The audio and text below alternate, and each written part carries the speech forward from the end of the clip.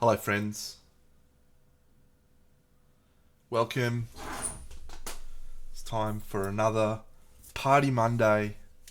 We're back. We're bringing it back. It's all happening. Hope you're doing well. Bucks will be joining me later on, maybe, if he remembers. If he doesn't, that's okay. The never-ending paint job on this model continues.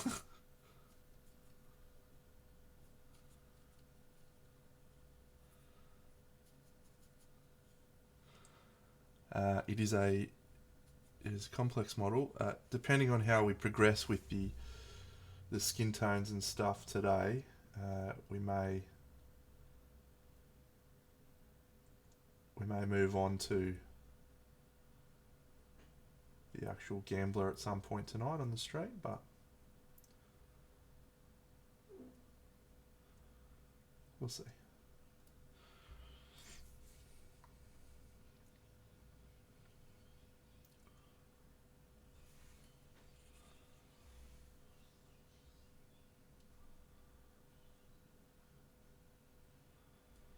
For those following along at home, I am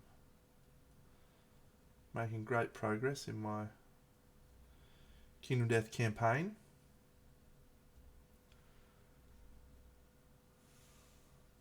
I absolutely need some insanity to survive this paint job. It is full on.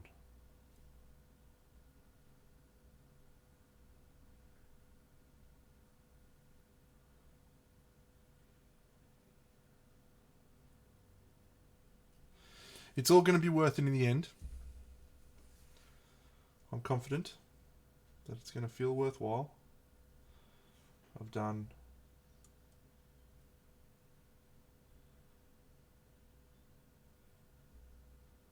a lot of painting in my time,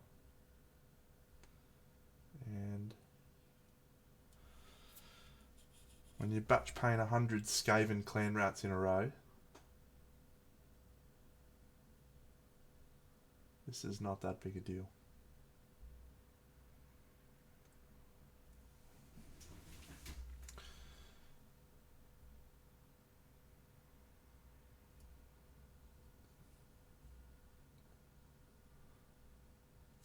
So I'm feeling like we are probably closer than I thought we were after Sunday, yesterday's paint job.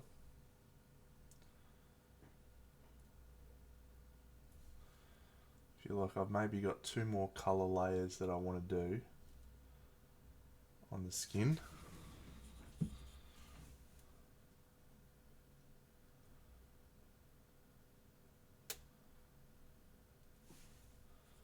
Maybe we'll do some airbrushings.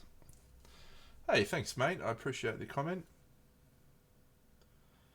I really enjoyed painting the Oathsworn models. I absolutely did not approach that painting series for complete novices, complete beginners.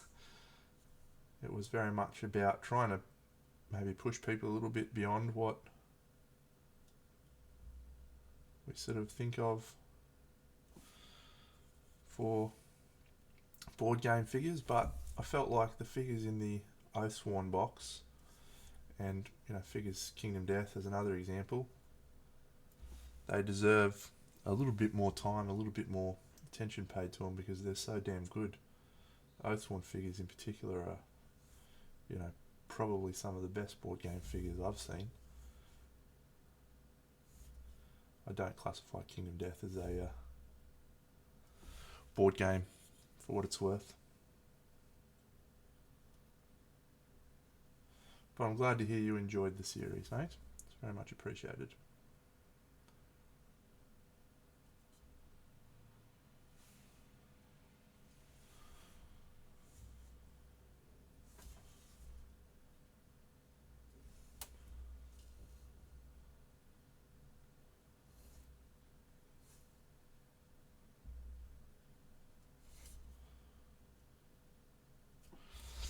I have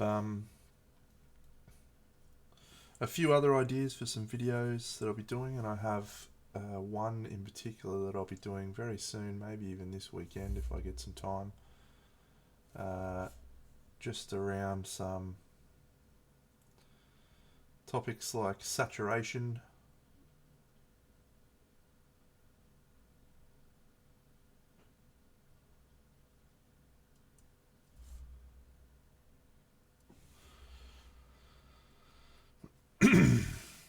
you can still watch all of the full videos for Oathsworn on my YouTube channel, Champion. I will even, right now, copy paste a link to the video series in question, because I'm a top bloke and I wanted to put down the stupid ball. Content, playlists, here we go. Painting Oathsworn. Get shareable link. Boom. Hello, Timbo. There you go, Ribbon Mouth Rabbits. That is the full series of the Oathsworn paint jobs that I did on my YouTube channel.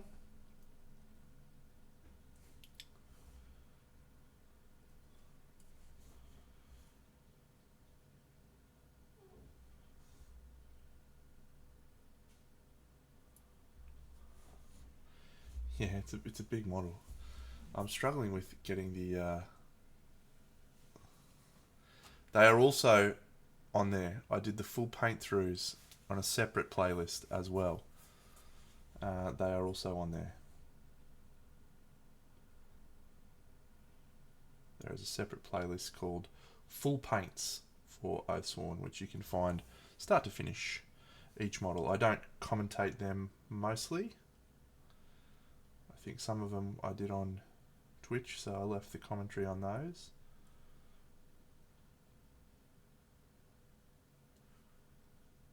But some of them I just was chatting away or doing something else, so...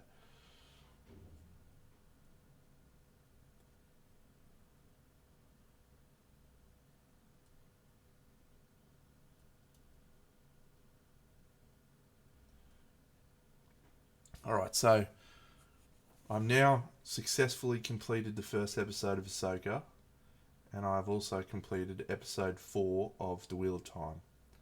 So I'm excited to talk about those two things. For those who have watched Ahsoka up to speed. Yeah, this guy's carrying the ball down the bottom. He's carrying it. For those who have watched Ahsoka up to date, I've only watched one episode, so don't judge me. It was good though. I liked it. What I did was I went and read a synopsis of Star Wars Rebels. Because I was like, I don't know who any of these people are, but some of the characters in the show, well, I guess the main characters, Ahsoka and Sabine Wren, are actually from the show Rebels.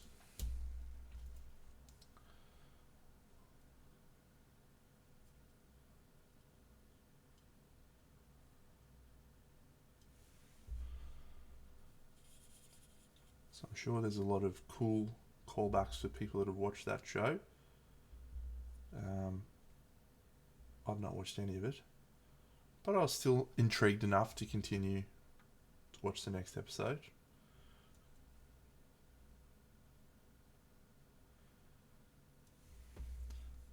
My issue with Ahsoka and the Mandalorian and stuff in general is just that I'm not invested enough in Star Wars, the wider content, the wider lore. I just like Luke Skywalker and Darth Vader and that sort of stuff. So I watched Cassian Andor and I liked it. I thought it was good. But I really liked Obi-Wan, the show Obi-Wan, purely because it just had characters that I like.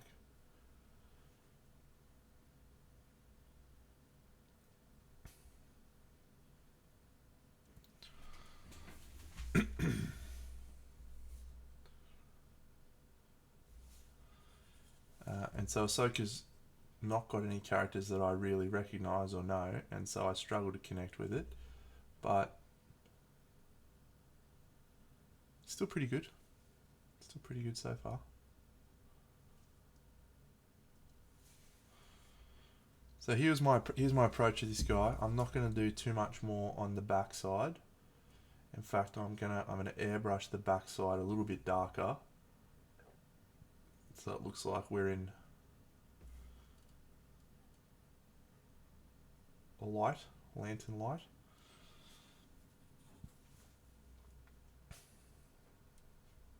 But I reckon just one more little bit of highlighting on this back area with this colour that I'm using now will make a difference.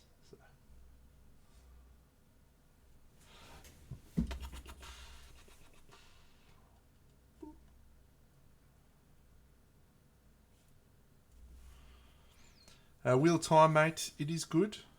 If you've read the books, it's not anything like the books at all. And many people are upset about that. I'm not one of those people. I'm enjoying it.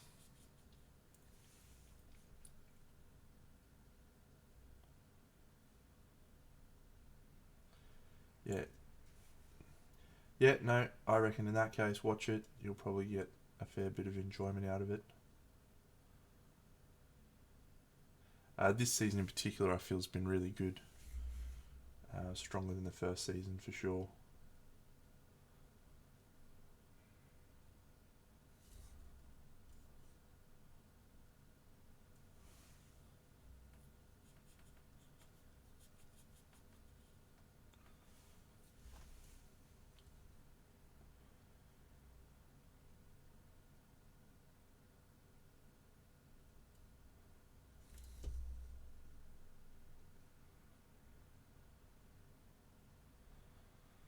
How am I going to clear up these mold lines at the top that I couldn't be fucked worrying about before, and now they are really annoying?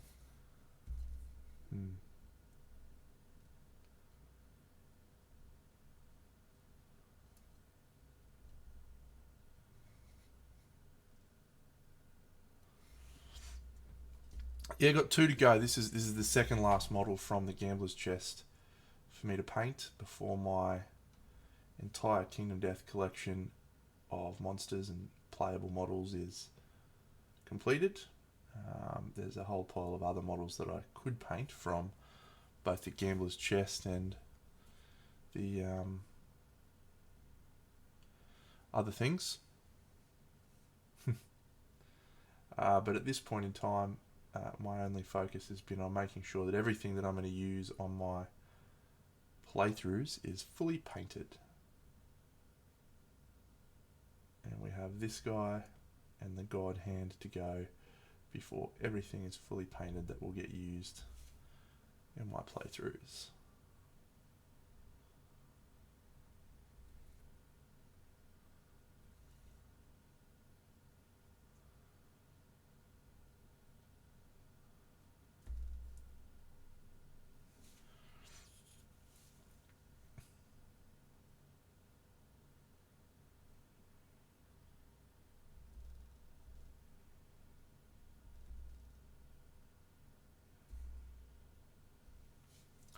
It's going well, mate, yes. The playthrough or life? I mean, the answer to both is good. Yes, Bucks is joining, one hopes. One hopes he remembered. I forgot to text him about it today to remind him, but I did tell him yesterday, so we can just hope that the big fella's remembered.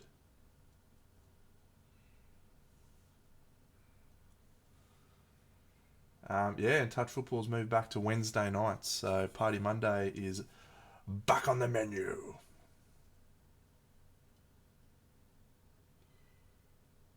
Which is good. But once I finish the Kingdom Death stuff, we're going to have to dive into a new project. And I may have one in mind.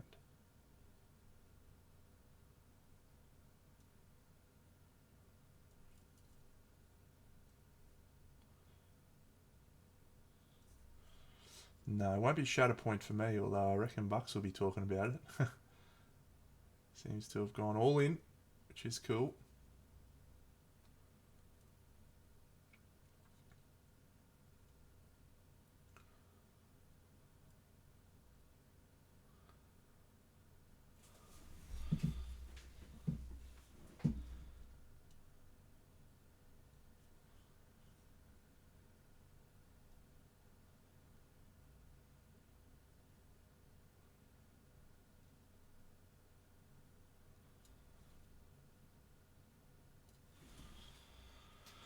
No, it's be good to get back into a display project. Haven't really done any display painting since, well, what was the last piece I did? Since, I guess, Guilds Inn. I did a couple of things for Guilds Inn, which wasn't that long ago.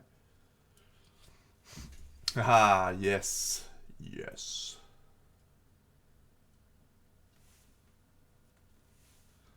I said to, there's a couple of guys that play, same place I used to play, MCP, that are really into Shatterpoint, and I reckon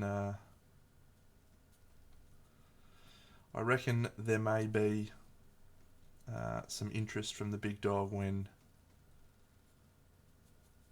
some of the cool characters that I like rock up, like Obi-Wan, or Obi-Wan's in it, but Darth, Luke, etc.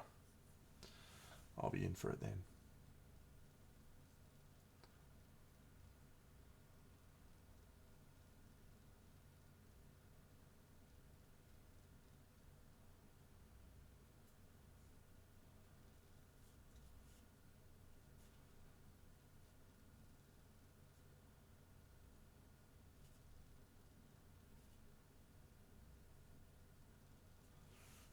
Yeah.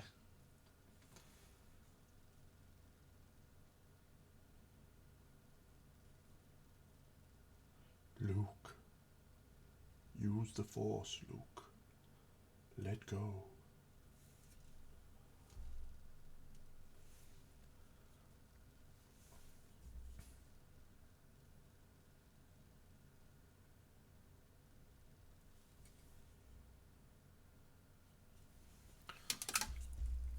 Oh, shit, yeah.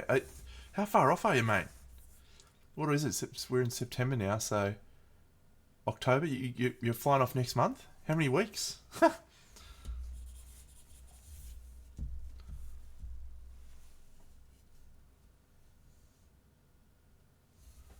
That's outstanding. Wow.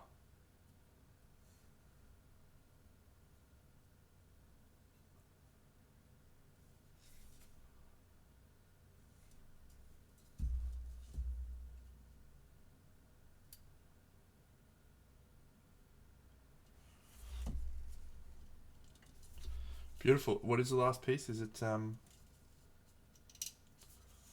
that teacup? Or you got something else cooking that I haven't seen? Yeah. Look, mate, I might not get on the chats very much, but I pay attention. That's a lie. I don't really pay attention.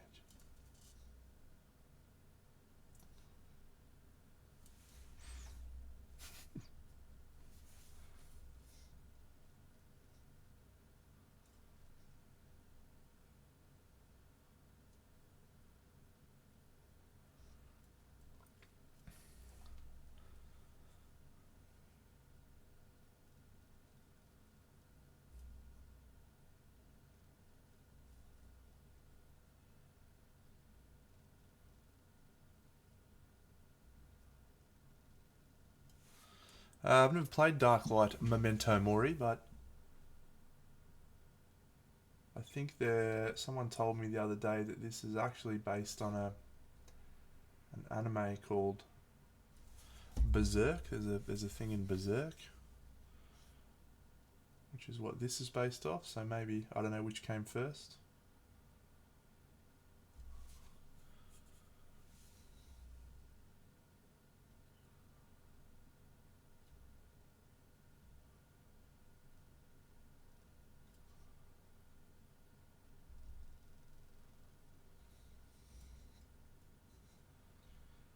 I'm going to disagree with Timbo here, mate. Don't bang out another.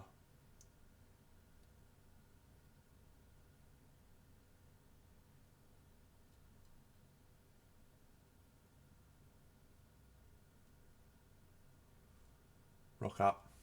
Enjoy the experience.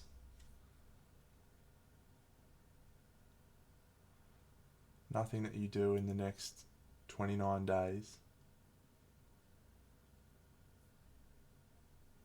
is going to make a splash at that event.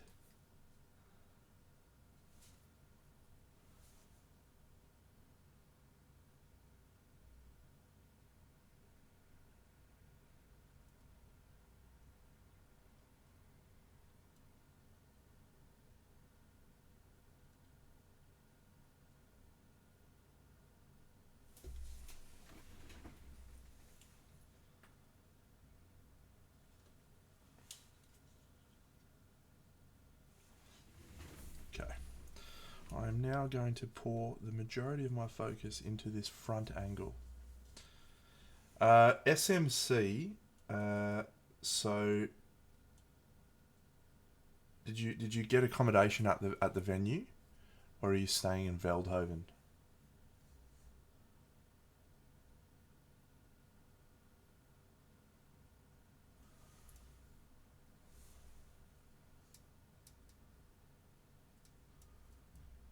Yeah, okay.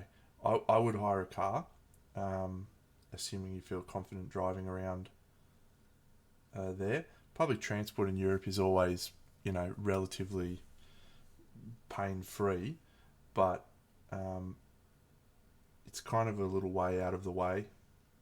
The um, the little town that it's in.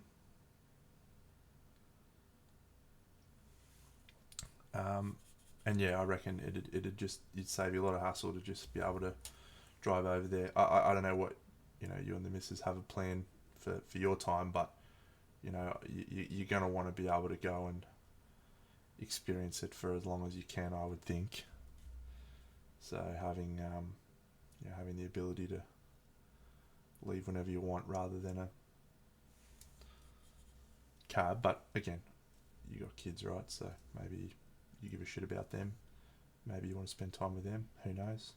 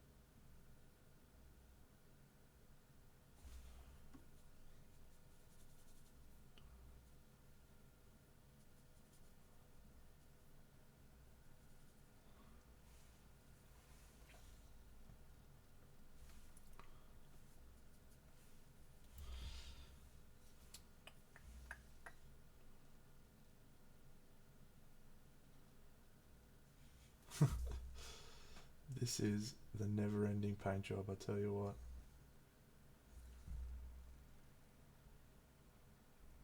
If anyone ever manages to do a paint job on this that is like really, really extremely high quality, that person has my utmost respect.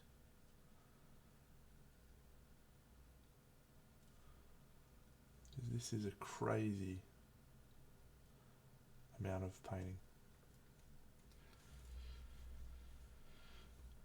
Mate, there probably is. I drove last time, right? So if someone has told you Ubers is the go, and you're happy with that, it's probably going to be fine. But I mean, I never ever ever regret having a car at something like that, and just being able to trundle off whenever I want. I don't know what your plan is for classes or anything that's there.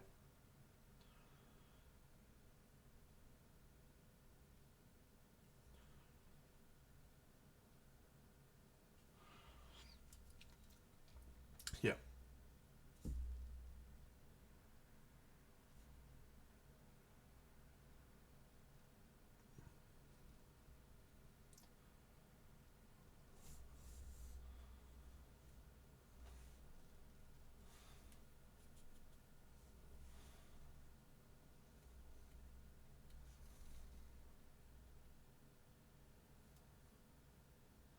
Wow, there's some dudes with some fucked up faces here.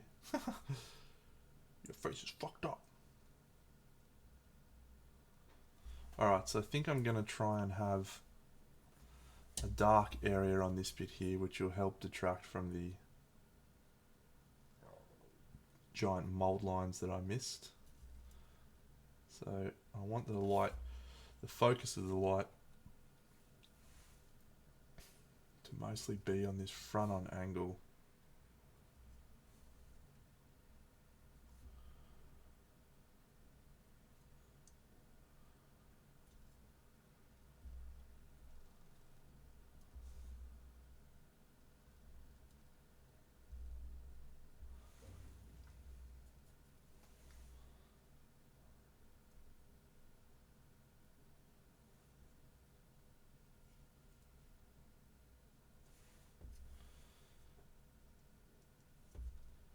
This airbrushing is going to have to do a lot of heavy lifting. Okay.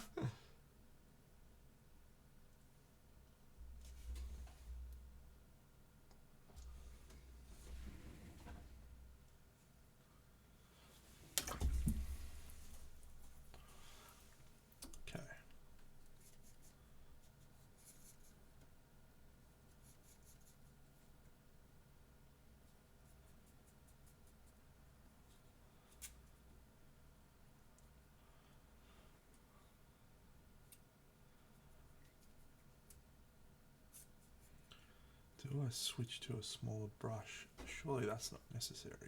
Dunno. Don't be ridiculous. Alright.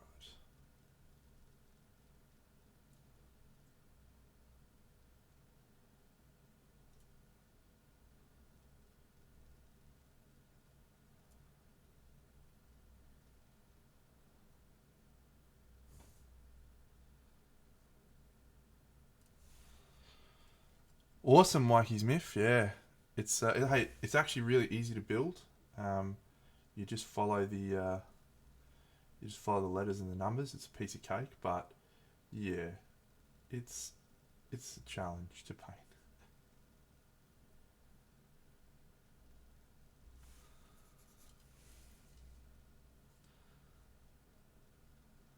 Mate, you got to have a fully painted YouTube playthrough. You can't just half-ass it. Can't just be like, nah, I'm not painting this guy.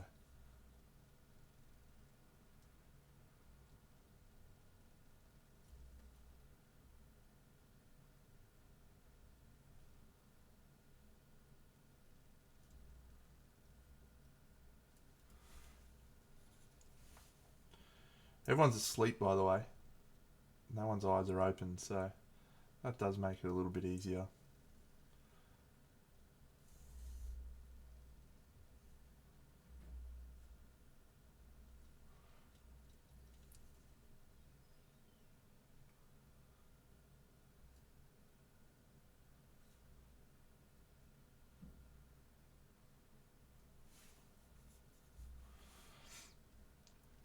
That's a good rule. It's a good rule.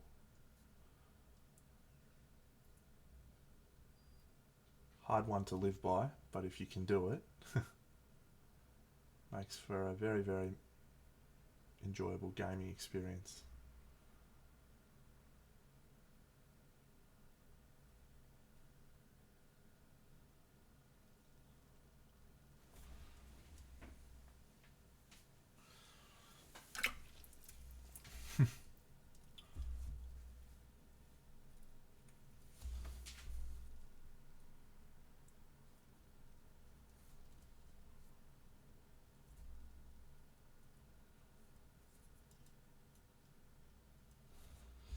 I still have not fought the Bone Eaters. I'm on Lantern Year 12, and I have not drawn the Bone Eaters Hunt event.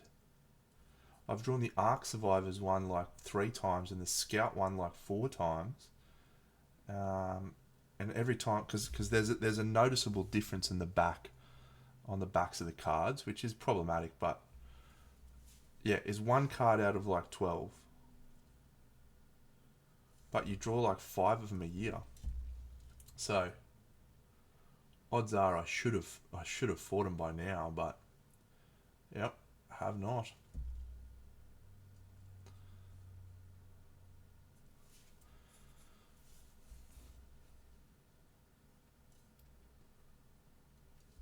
So when it does happen, I will unfortunately be wildly overgeared. I don't know what their power level is like, but it's a real problem with the scaling of that system, because I might draw them in, Lantern Year 20 for the first time, and I fight the level 1 versions. The card itself is what determines the level. It's not determined by the Lantern Year. So there's a very strong possibility that even now, I'm already probably just going to flog them. 1.5. Let me answer that for you, because there's quite a few tips. So, first of all, take your time. There's an overwhelming amount of game in that box. There is just so much shit to remember at any given moment, and you are absolutely going to forget all sorts of stuff. That's just going to happen. So that's okay. Don't try and like retroactively go back and fix stuff when you get it wrong.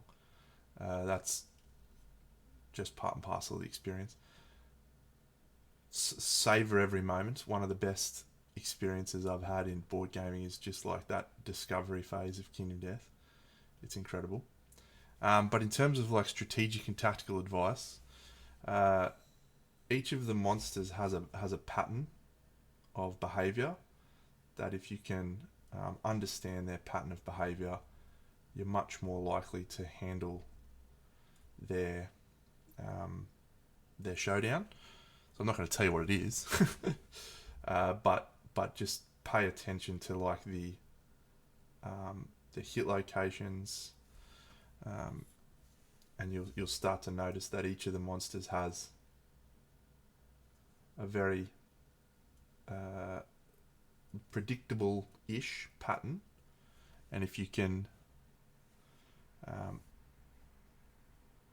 be prepared for that, your survivability just goes up dramatically.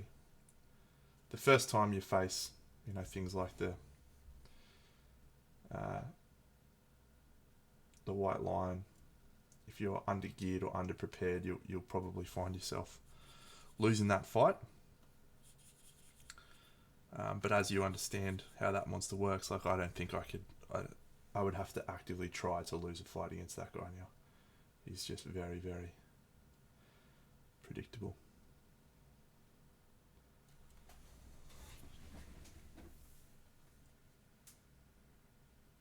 But have fun, mate. You're going to have a blast.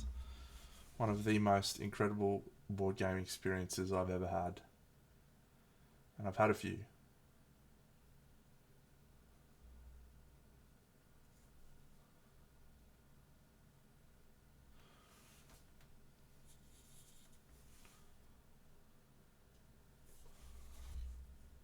Oathsworn's your number one. Yeah, awesome.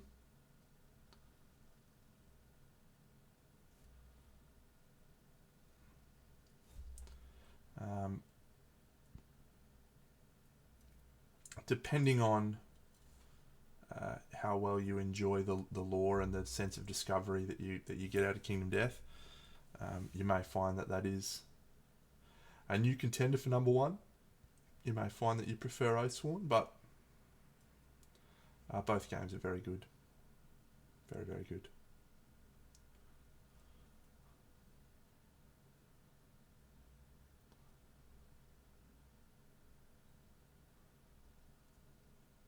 Okay.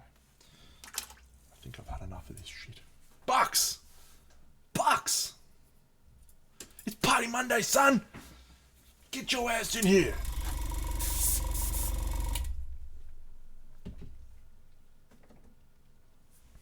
Your beauty.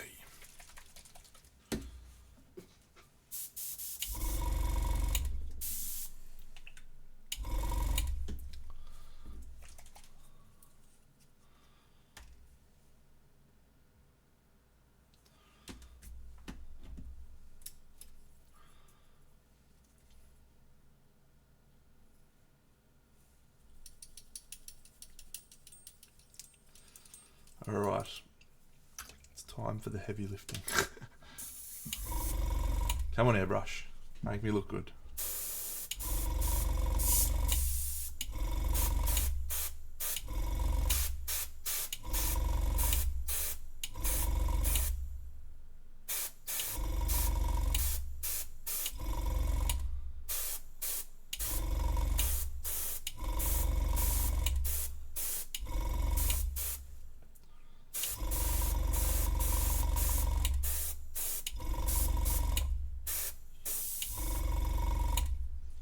It's doing it.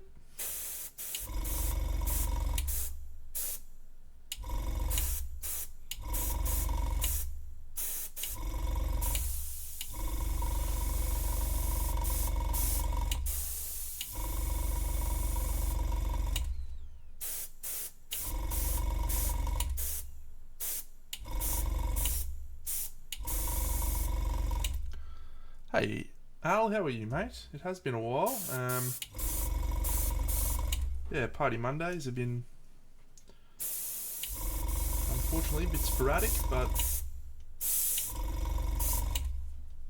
hopefully we're back.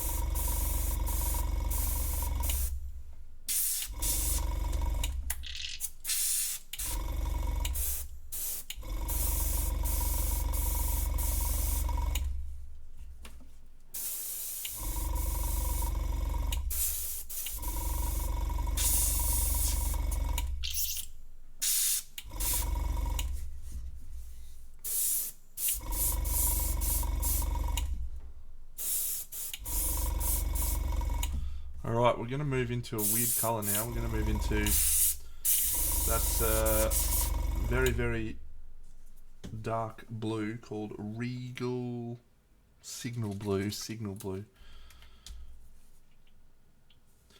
This is a risk. This is a risk.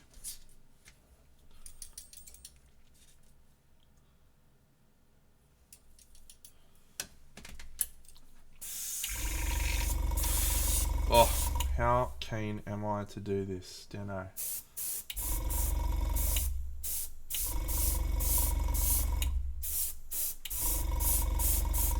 Wow, you are a loose cannon sometimes, mate.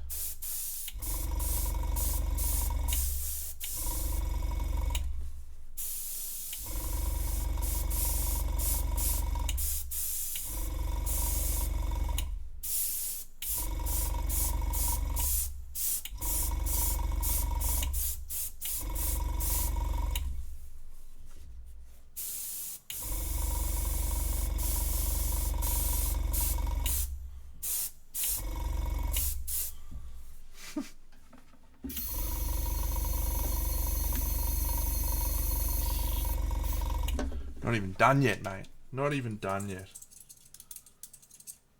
Never let it be said that I was one to fuck spiders.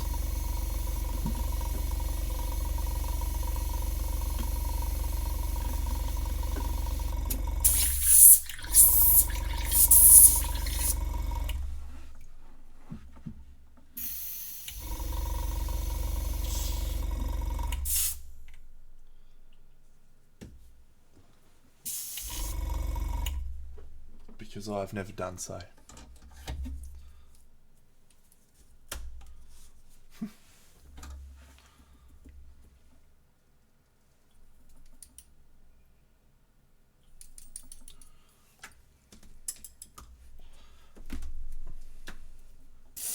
Ah, the rectum's back. We've missed the octopus.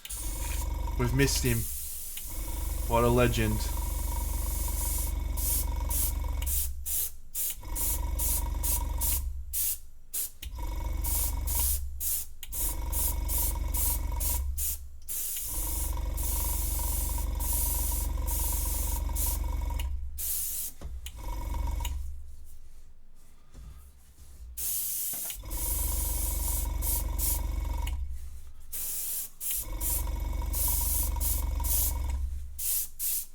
Okay, now we're going to go into the final step and we'll see if my plan has absolutely succeeded or absolutely failed.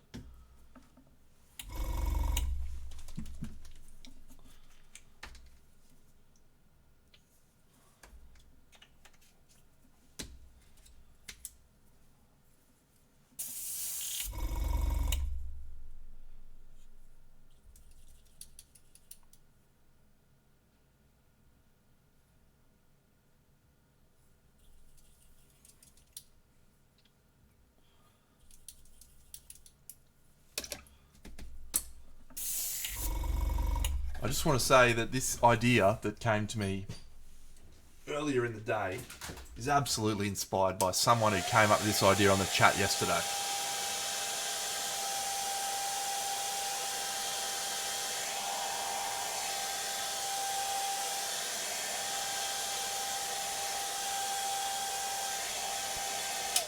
Hi, Chloe. This rectum is the Dreamkeeper.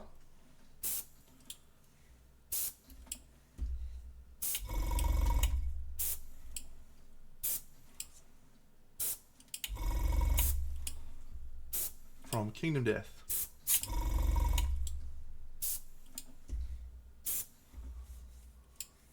Aha, yes, she did. I am a celebrity.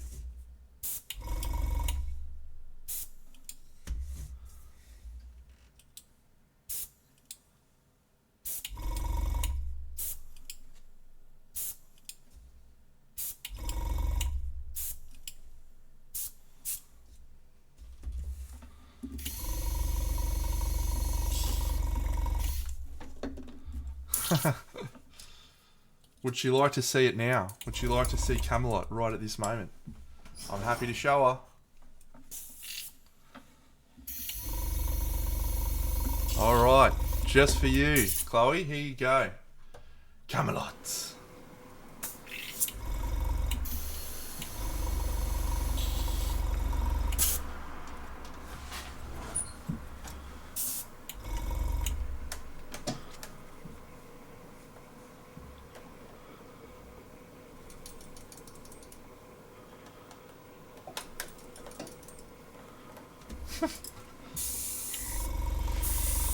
It hasn't finished spinning yet, Chloe.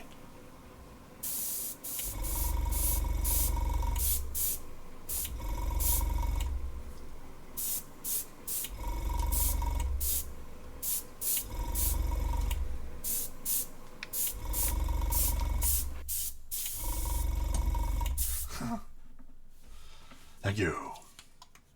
7 weeks of passionate work invested in that project, friends. 7 weeks. It was wonderful.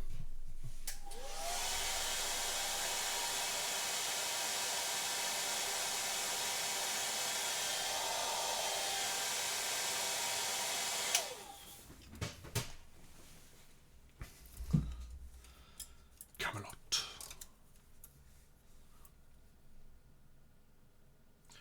It's rather a silly place.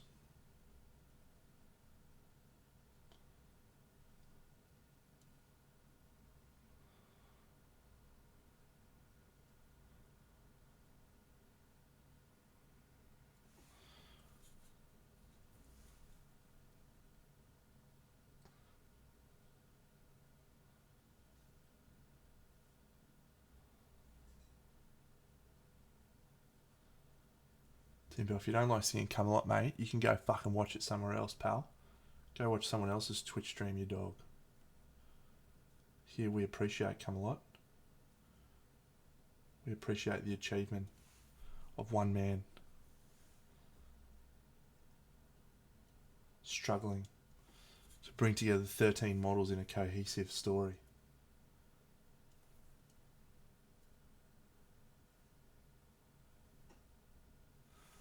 That man did an amazing job and he should be lauded for his efforts. Not ridiculed by some bottom feeder sitting at home.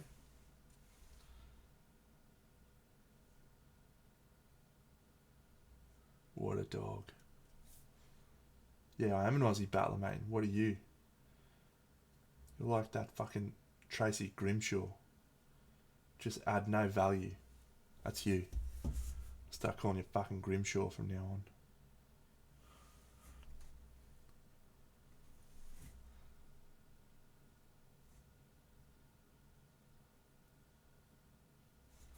on. This is supposed to be a starry, starry night on the background of this ball. I'm not sure if we've achieved our desired outcome, but I feel much better about doing this for half of the ball than trying to make the majority of the ball look good. And that means we can just tweak a little bit here.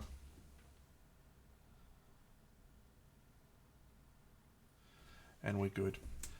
But I'm going to take this ball off, put it on this ball thing, this ball holder.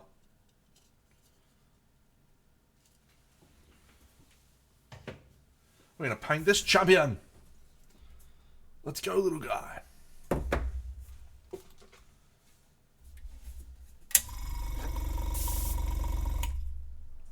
He's going to be blue.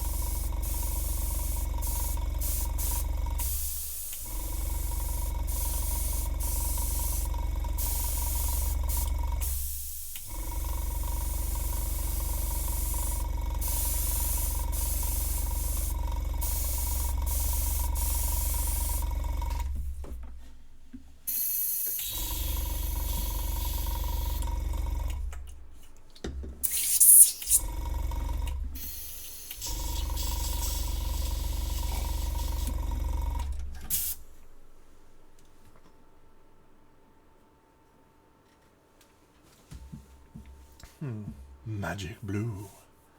Magic.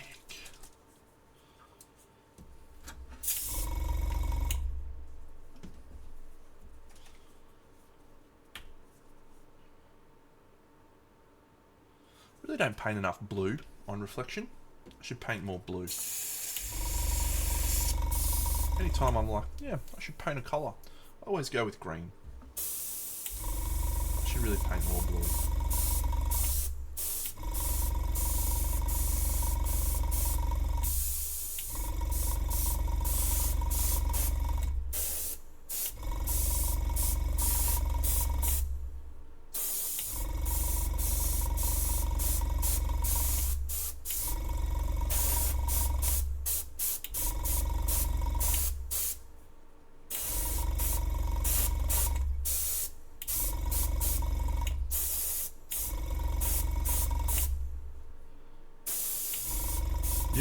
You are just bringing out all the shots tonight, aren't you, Timbo?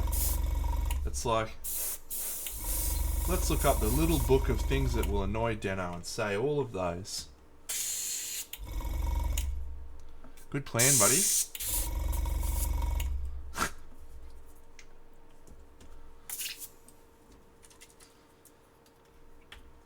What's an innovative way I can get banned from Deno's fucking stream? I know. I'll just fucking talk shit at him the whole time. Well, champion. You're cruising for a bruising. Not really, mate. I love you. Sledge away. Do not care.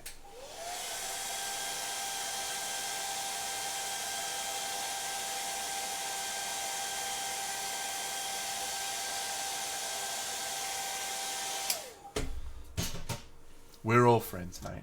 You're a good man.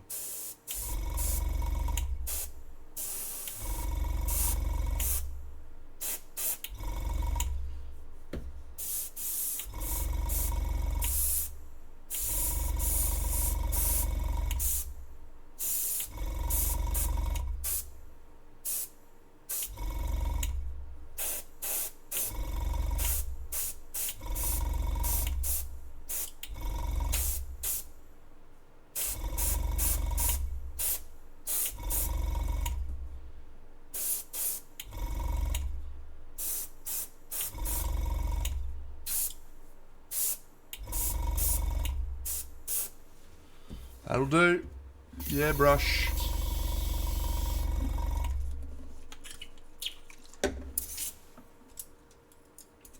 Moving along.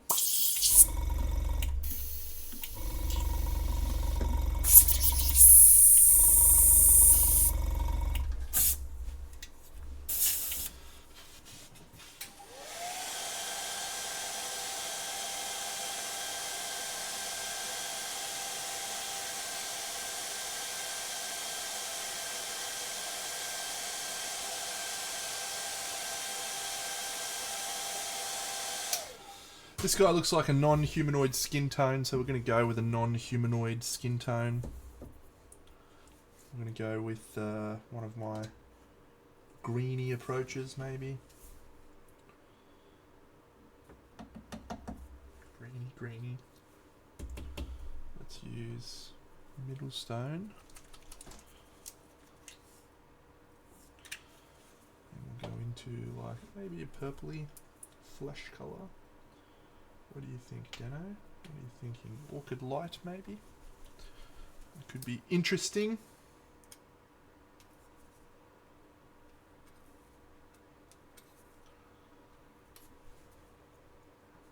Just because you all asked so nicely, I'm going to turn on my palette. Maybe I'm going to zoom it in. What a nice bloke.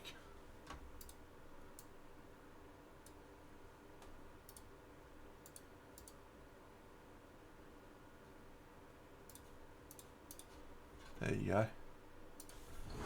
See what I'm doing. What a top bloke he is, eh?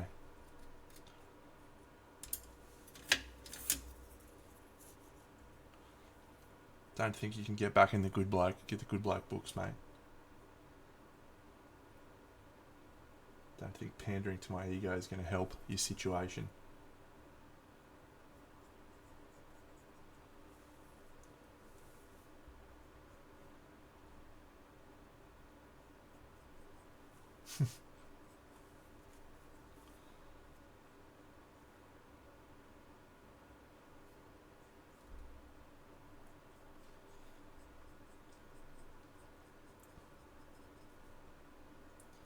There is a lot of value in painting a wide variety of different models. And that is one thing that Kingdom Death absolutely allows you to do, is paint a wide variety of different models. There are some absolutely batshit crazy figures in this game, but they allow you to experiment with different colours, different techniques, and they also challenge you to think about, how can I paint this in a way that is fun and cool?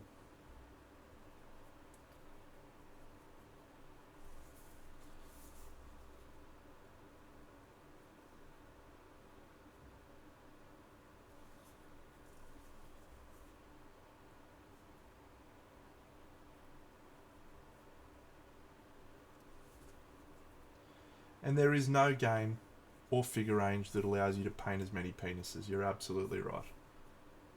It's a penis bonanza, and I'm here for it. Kingdom Death, the Sausage Party.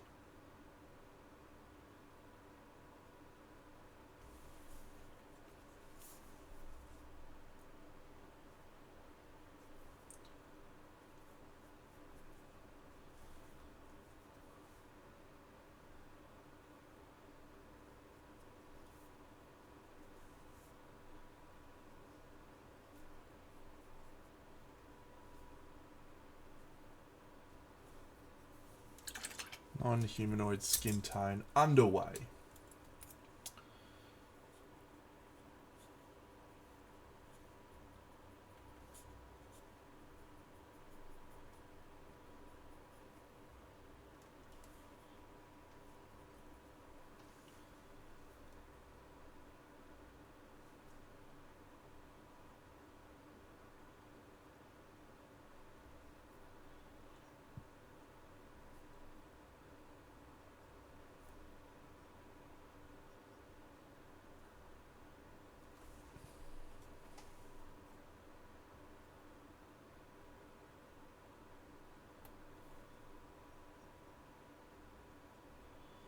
So I'm using one of the cardinal rules that I always talk about on my stream.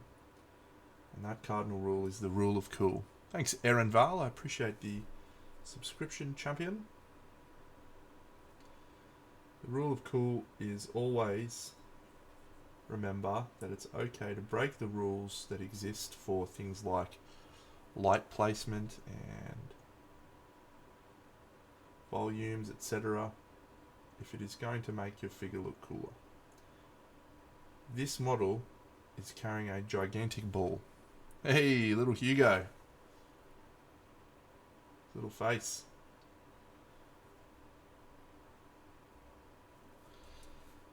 With the actual rules for painting using volumes and volumetric highlighting, there should be absolutely very little highlighting on this guy's body. In fact, his entire torso and everything should basically not exist in terms of lighting, but it is very, very heavy, yes. But we're going to break those rules because we want this dude to be a focal point as much as we possibly can.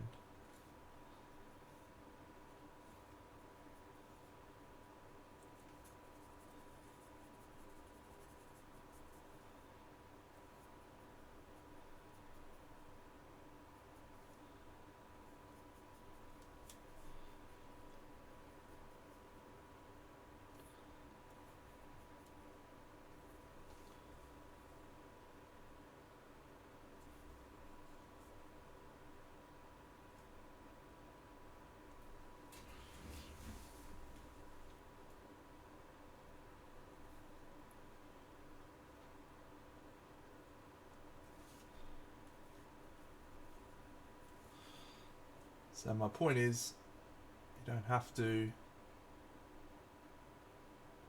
follow the rules all the time to necessarily get a good outcome. Sometimes just break the rules.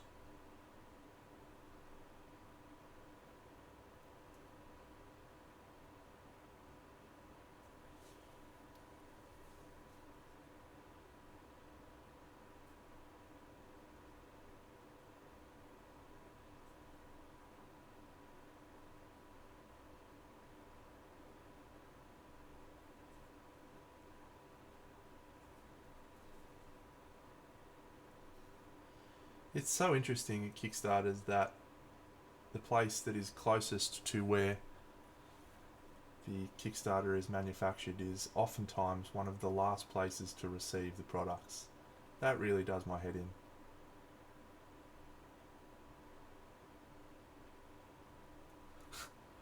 G'day JJ Waterboy. Welcome, buddy.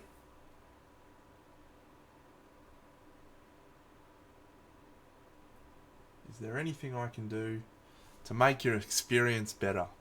Anything that you would like to see from me in this stream to make it worth your while?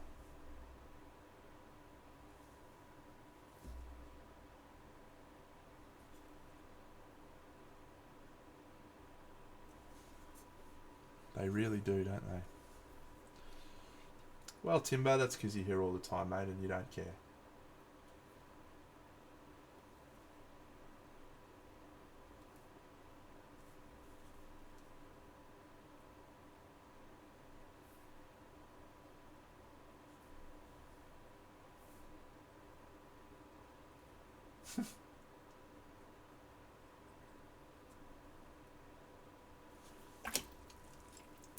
You don't pay me enough for that, mate.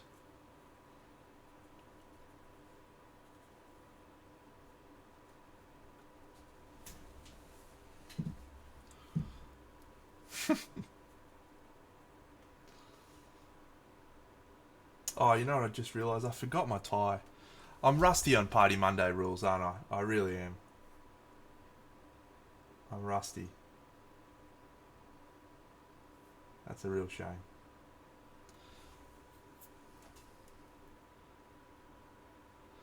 Ah, awesome, mate. Well, welcome.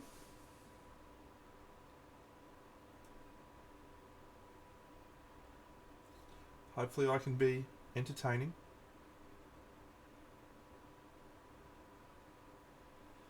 But my advice to you, champion, would be leverage the fact that you've got the opportunity to ask questions in a live format. Ask many, many questions.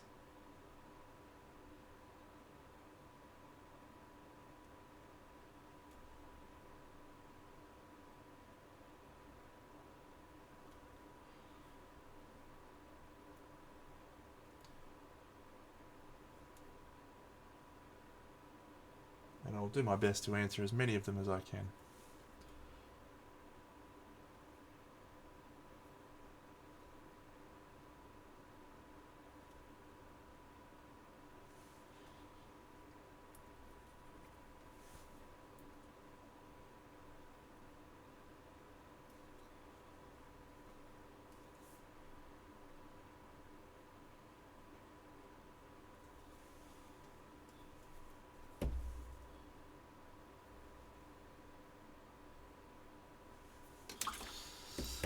Strong possibility. I have assembled a couple. I'm definitely going to do bright knives, or maybe this one.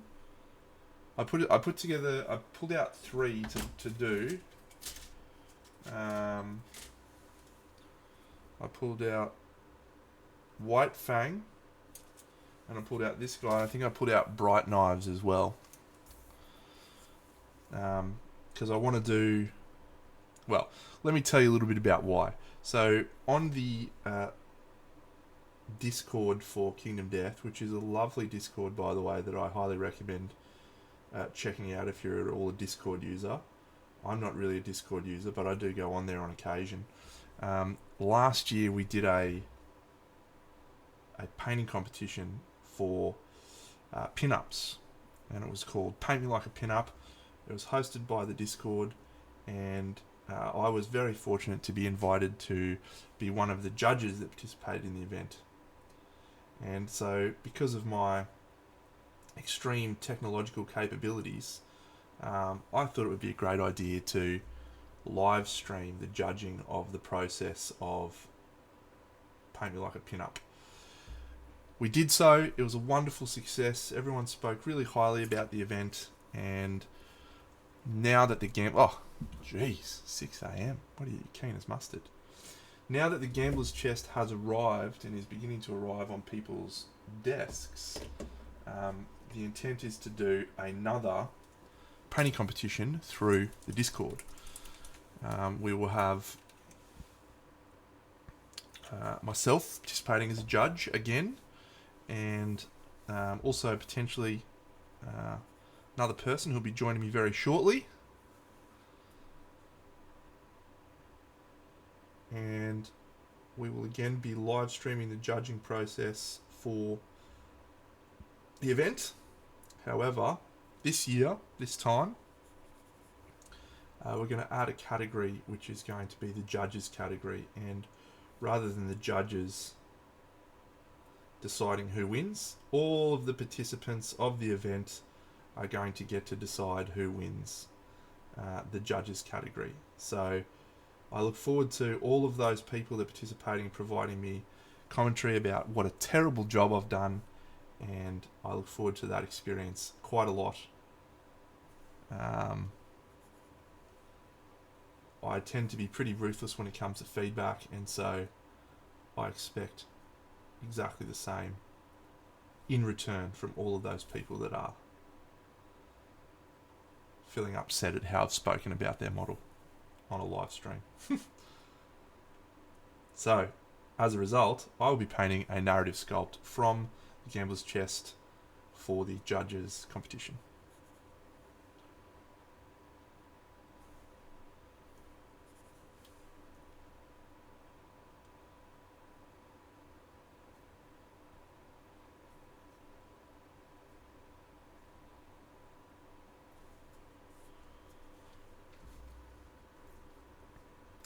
Yeah, the Seder with the cotton cloud was awesome, man. I vividly remember that.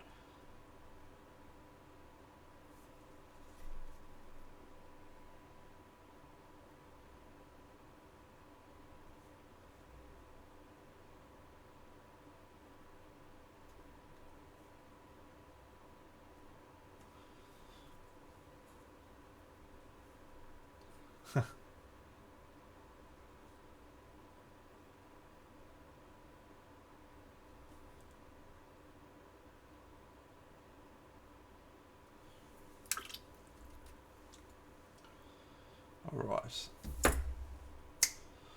Time for some action. Time for some action. Now, Bucks is going to get on here and he's going to give me a spray about how I'm not a very good friend and how I don't spend any time with him. And that's okay.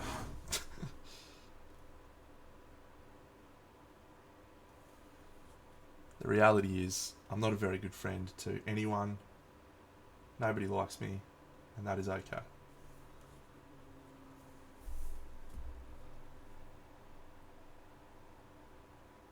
Entering competitions is always a fun and humbling experience. I recommend it because I think when you understand that you're not going to an event like that really to compete with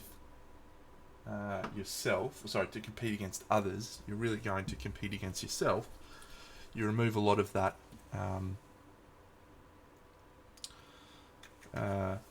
value that you attribute to winning or losing. You realise you just, if you do better than you did last time, that's a successful outcome. So go into it with that mindset. You'll have a amazing experience at whatever event you decide to enter.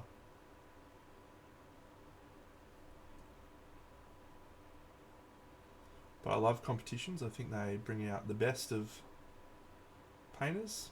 I think they also have a tendency to bring out the worst, but that's okay.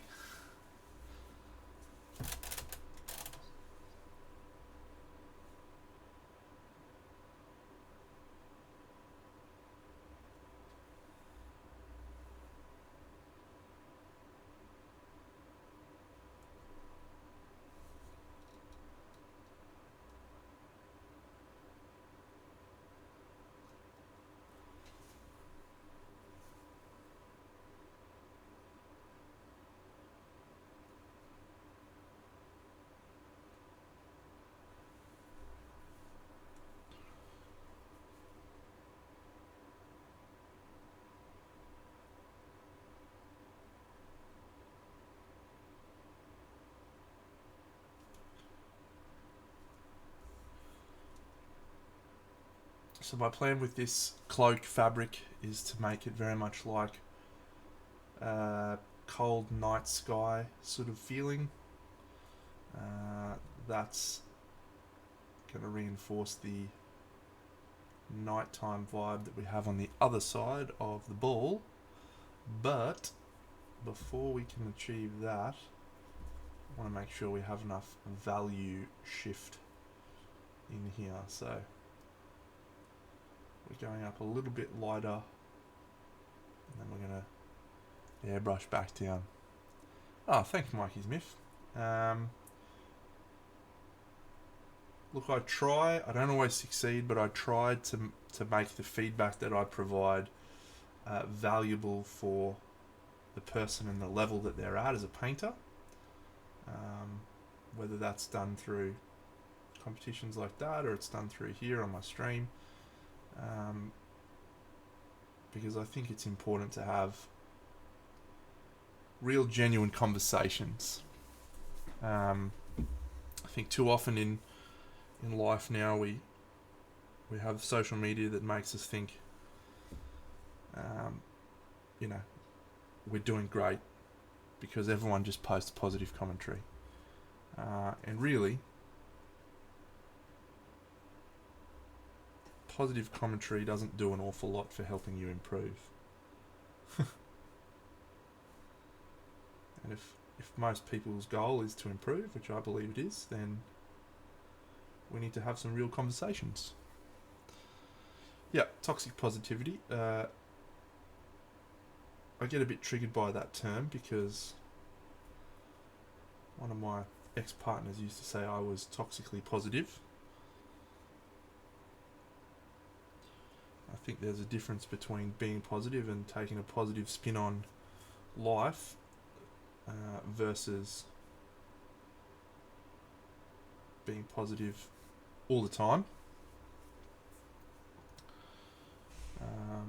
like through social media. But yeah,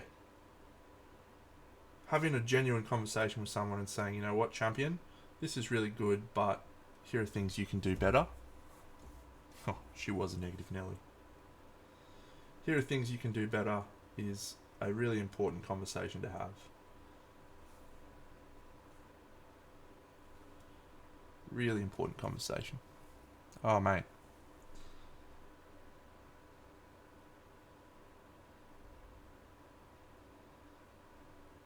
Not that fun.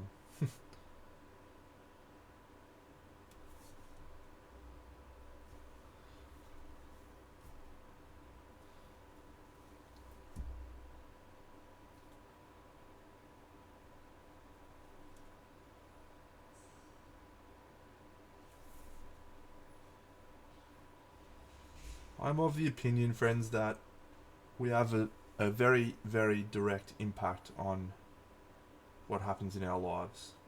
When we take responsibility for our actions, for our behaviour, for our decisions, that means that we have the ability to change and influence those decisions.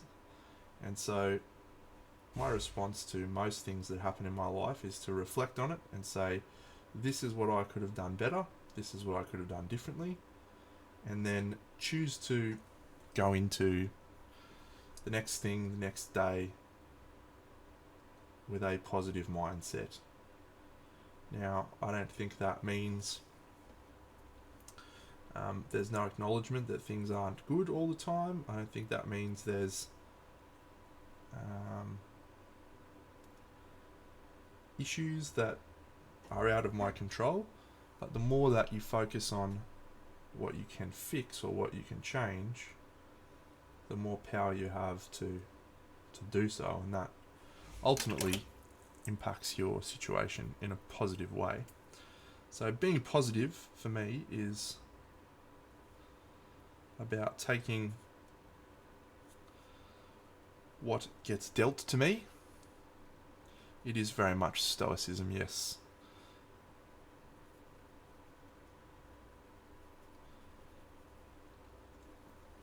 Which I'm a very big fan of, by the way.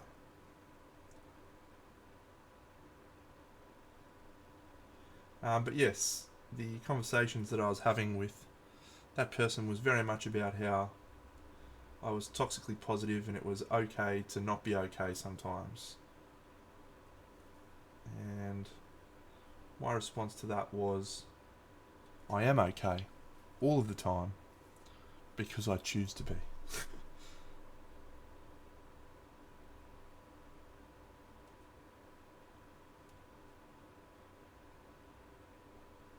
And that went down a real treat.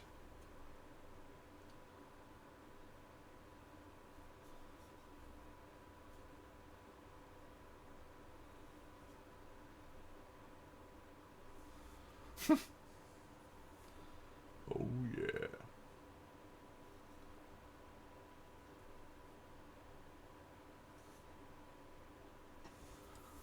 Anyway, without putting too fine a point on it, I like to make the best of whatever situation I find myself in. And, which is how I got to this point, how I got to talking about this, being okay with people telling me that I'm wrong, being okay with feedback that is not great,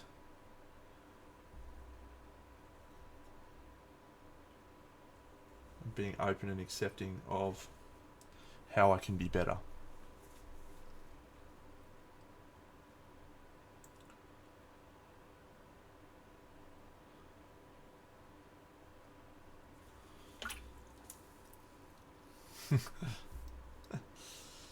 There's a lot of things I could do, but in the end I just decided that some people do not want to help themselves.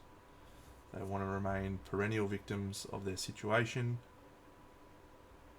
and that is not something I can help with. And I don't want to devalue those people who are experiencing mental health challenges or problems or struggles, because there is a lot of situations that it's not so easy to have that perspective and deal with, but when I have the choice to do so, I choose to look at how I can be better. Embracing the suck. That's a cool one. I like that.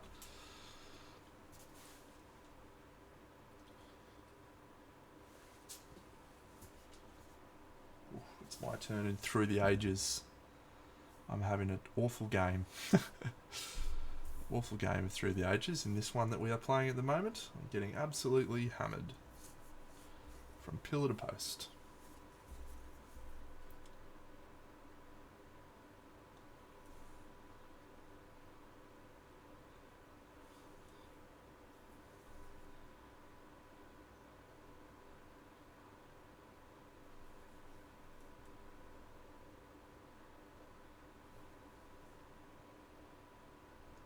It's got to be the longest dinner break that we've ever had from Bucks, hey?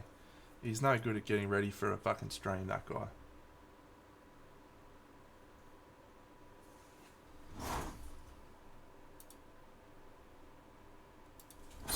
He's still not here.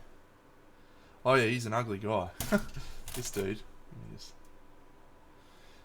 He's actually got he's got a split face. His face is split in half. But there's a reason for that. He's called the Gambler. And he's all about the duality, the risk, I guess, of life. Sometimes maybe good, sometimes maybe shit.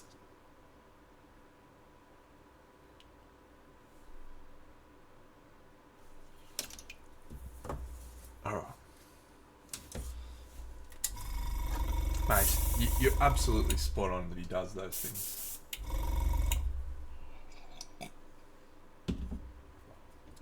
You got to know when to hold 'em, know when to fold 'em, know when to walk away, know when to run. You got to count your money when you're sitting at the table.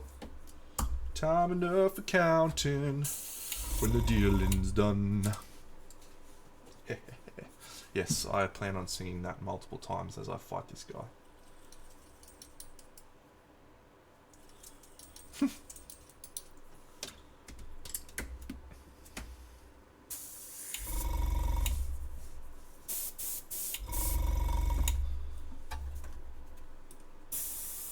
Sure, mate. What would you like me to sing for you?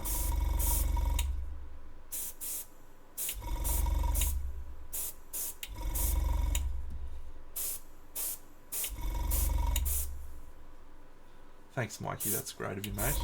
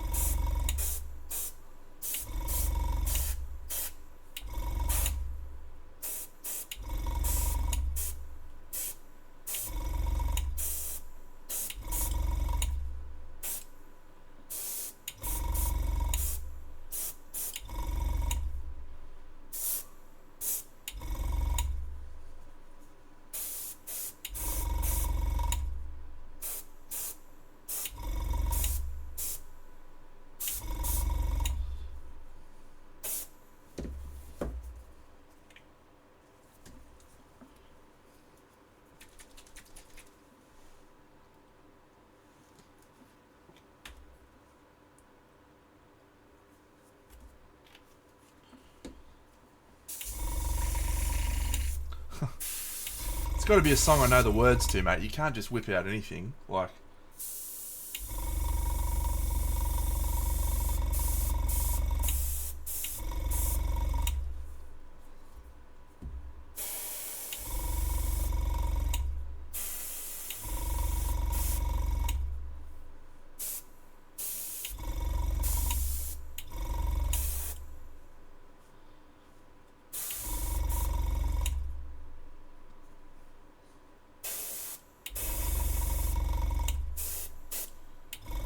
I don't want anybody else.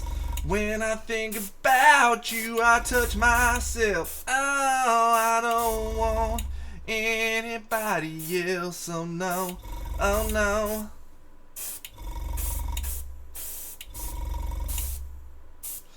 It really does soften transitions quite a lot. And probably one of the biggest lessons you can learn when using the airbrush in the manner that I've just done it, is that you need to overcompensate for your contrasts, because you are about to lose it when you do use the airbrush. Oh! Is that Andrew Buckley?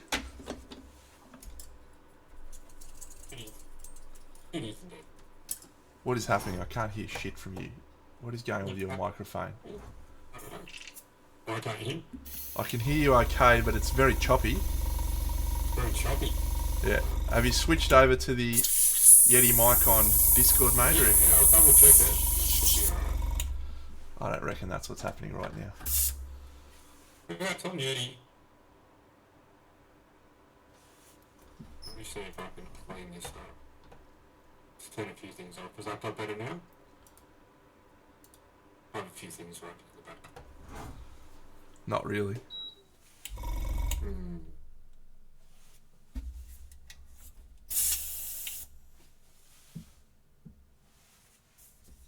How about that?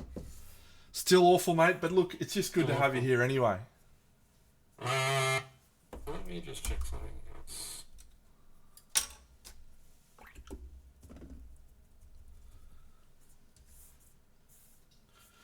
He's a tech wizard, Bucks. We all forgot that. We all forgot Bucks' techno capabilities. They're pretty decent. They're decent enough. Since it's been so long since we did Party Monday, through no fault of Bucks', I might add. It's entirely my fault.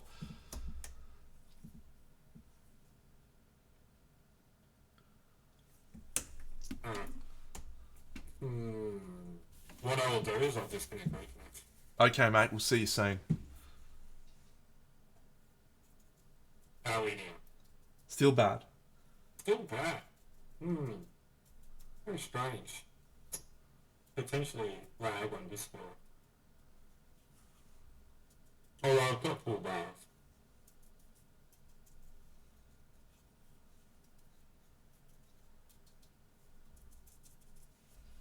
Let me stop running through OBS and start just running normal and see if that helps.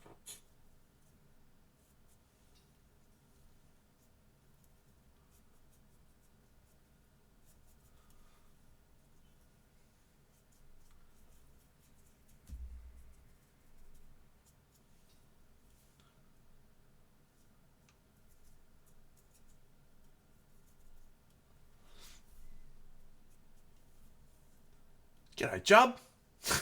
Just had a little Jub shot. How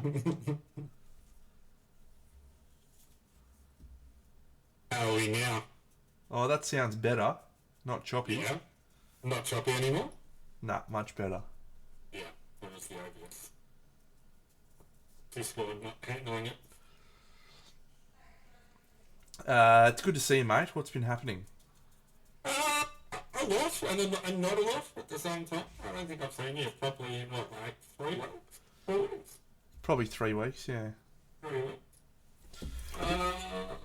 Yeah, where to start?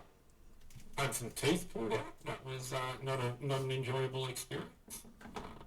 So it sort of started, but still quite terrible quality on this end for you guys, is it?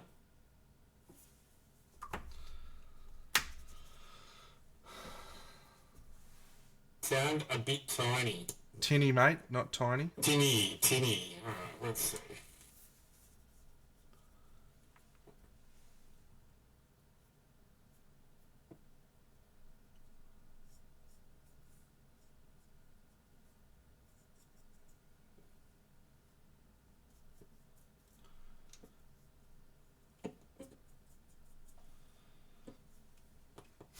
Is this any better? Go again. Hello. So it sounds better to me, but we'll just see if it continues that way. That's better. Yeah, what'd you change? I just changed the back settings on my mic to focus more on the front, picking up the front rather than back end front.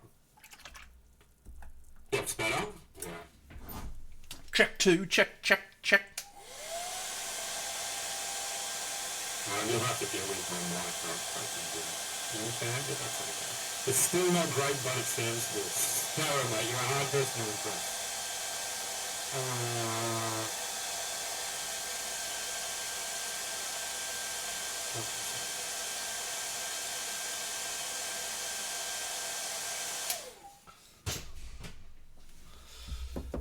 Look, mate, it's been a while.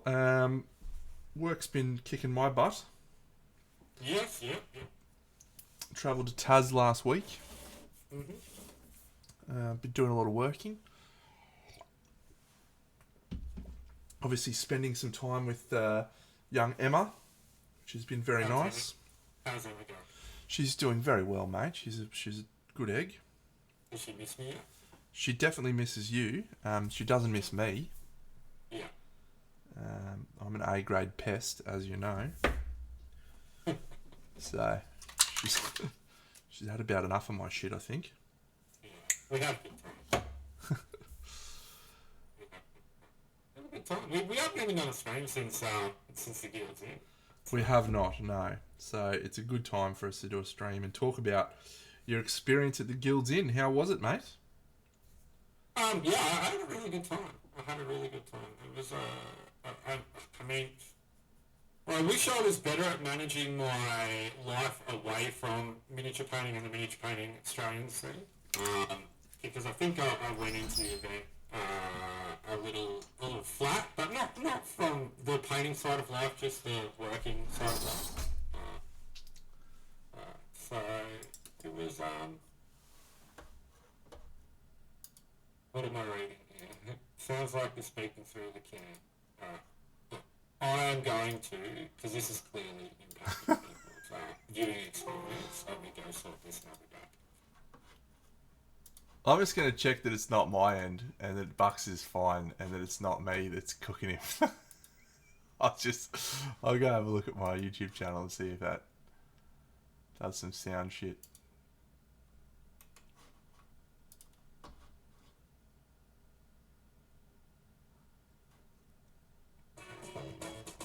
Oh my god. It's not Bucks, it's me. Don't tell him. Hang on, I'm going to fix this. I'm going to do something I hate doing. Stand by. I definitely heard that.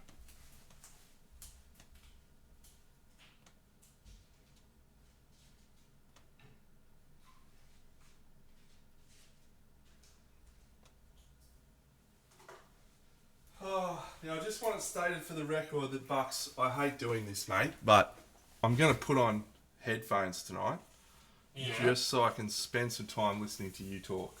But it's going to take me a little bit of time to figure out the rig. Well, I'm just going to sit here and eat Scotch finger biscuits and tea. Because that's what I can make for that.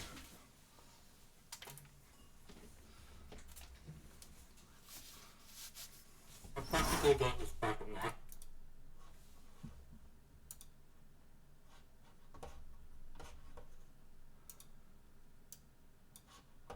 Alright, talk to me, Bucks. No, you're shit house. What's happening now? Hang on. Talk again? No, you're coming through. Hang on.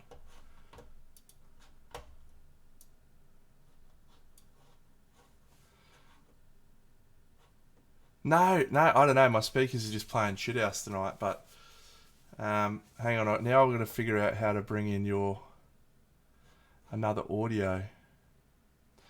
How the fuck do I do it? Man, I'm so bad at this fucking tech stuff, eh?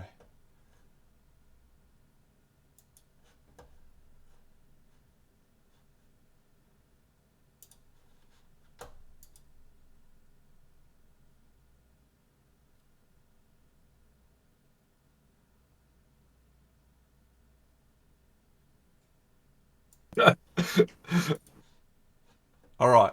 Can you talk, Bucks? Can people hear Bucks now? Yeah, if you guessed what I said was Deno is a useless, then there you go. Alright, I can barely hear you though on my end, so how am I... Yeah, they can hear me perfectly. I know they can. Just relax, mate. What I did is I put an OBS mixer of your sound coming through the thing. But hang on, maybe I just need to plug this in more. Oh, hang on, has this got a volume on this thing? Keep talking, Bucks. I'll keep talking. All right, mate. Go again? Yep. How you going? You doing all right? You got me? I'm having a rough time. Go again? I'm going again. Okay, I've set Bucks so I can just barely hear him, so that's going to have to do. Yeah. But everyone else can hear Bucks. Everyone else can hear me, yeah. I think Great. so. Am I very light for you? Like, are you able to hear me pretty clean? I can hear you clean as a whistle, mate. Clean as a whistle. All right, so let's get started now that we've got through this absolute debacle of an introduction. See, when we were well versed at this, we were humming, we were humming along, like we were just really good at it. And then we took a break, and then we took another break, and then we stacked a third break on top of that. And when you're far enough away from something, mate, that you realise, back then I was thinking, we're okay at this sort of thing. But after tonight's performance, we were stellar, mate. If this is what we are serving, we should be absolutely ashamed of ourselves. Look, mate, it's our first Party Monday back in well over 4 or 5 months. I think we can be given a little bit of leeway. Yeah. So, can we even call it Party Monday? Are we the people on the door that's like, please don't leave. We'll get the stereo working. Please don't leave. And there's 3 people there. They're like, it's definitely not Party Monday. I forgot to wear a tie. That's how out of it I am on Party Mondays. Give you your money back, Scarra. You might be entitled to it after this. All right, let's go back to talking about the Guilds Inn, mate. How was the Guilds Inn for you? So the Guilds Inn, look, the Guilds Inn itself, awesome. I think I walked in a little more burnt out than I was aware myself, and that's due to stuff away from the painting scene, and that'll tie into conversation later after the Guilds Inn as well. But as overall, we flew up on the Saturday morning, early Saturday morning, I think, early Friday morning. Caught up with our beautiful friends Jared, Rhiannon, and Jim, who were natives to New South Wales. Went out for breakfast that morning, and then that was sort of our main activities. I think we went down to the Guilds Inn before the event started on the Friday night, where we got to spend some time together. You, Emma, and myself, and everyone else. But Jub was there too, which was good. Actually, probably the first highlight of the Guilds Inn was Jub was just on ripping form. I was just going to say that night is, how when you laugh and you reach that point where you literally cannot control your laughter because it's just happening, and it's just so funny.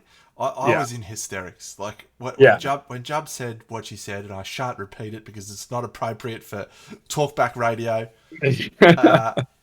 I lost the plot, mate. Like I couldn't breathe. I was laughing about it for a very long time, and I still just start laughing about it randomly. Yeah. Oh, it's good times. So for context, the building that we were put up in, that Jared was so kind to put us all up in, has his brand name, and it's what were the letters? Right. PRM, mate. TRM. Progressive Risk Management. That is the venue. Sydney just slapped her head on the other side of the table and just started laughing, by the way. So she's cracking herself up now. PRM. So my beautiful wife decided that she was going to find fun things for those 3 letters to stand for, and so commenced an hour or 2 of absolute nonsense and filth flying. Yeah, debauchery flying from... the number one that we got was that painting really matters. I think that was everyone's real favourite. Painting really matters, right? And I believe Ben made some content for it, didn't he? I think he made a few slides and motivational style posters for it. Yeah. You think that one worked? That was not my favourite one, but yeah.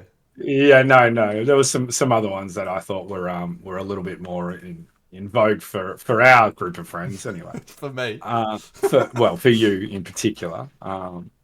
But no. So like that was awesome, and I think that was a really nice like icebreaker to start the event off because it wasn't just us there. There was plenty of other people who managed to make it down on the first night. And for next year, if you came this year and didn't come down on the first night, highly recommend coming down on the first night because it's just a few beers, a bit of pizza, and a good time, a good laugh. And you also get a little bit of extra time to see some miniatures before they go out on stands and things like that. So if you are there for the primary reason, which is to be a part of the Australian miniature painting scene, then it's pretty good.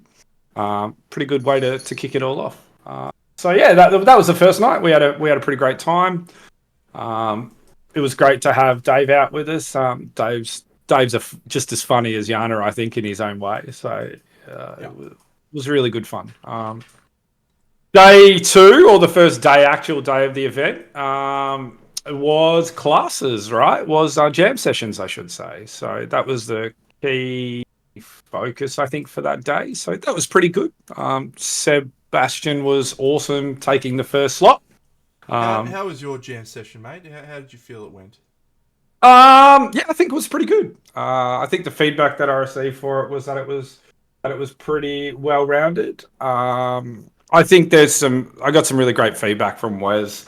I probably just need to be a little bit more time conscientious in regards to making sure I get around to everyone and at least have a look at what they're working on. Particularly because, just for those who didn't attend this workshop, this was more of a wellness and what it takes kind of workshop. It was less focused on technique and skill building and more focused on mindset and what it takes to grow as a miniature painter.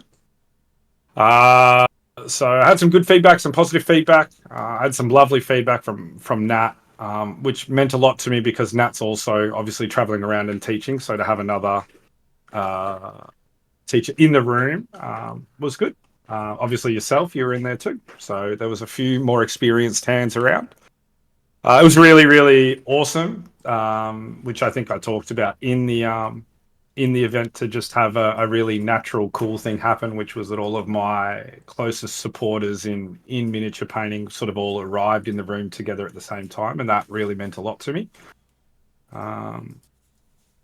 So that's the first feelings about it. I could be a lot more critical and on the things I could get better at, but I don't know that that's, ranting on about that here is gonna...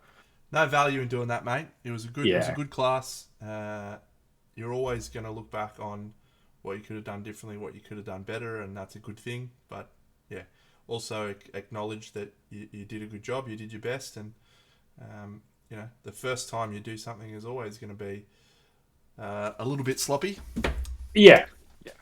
Natalie Shizmajic, she's an Australian miniature painter. She goes by Eva Lena Studio on the internet, so you'd be able to find her on there should you wish to.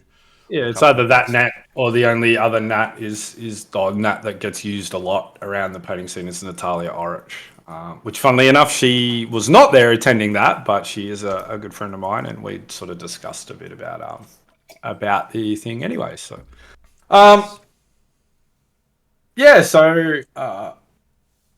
that was pretty cool.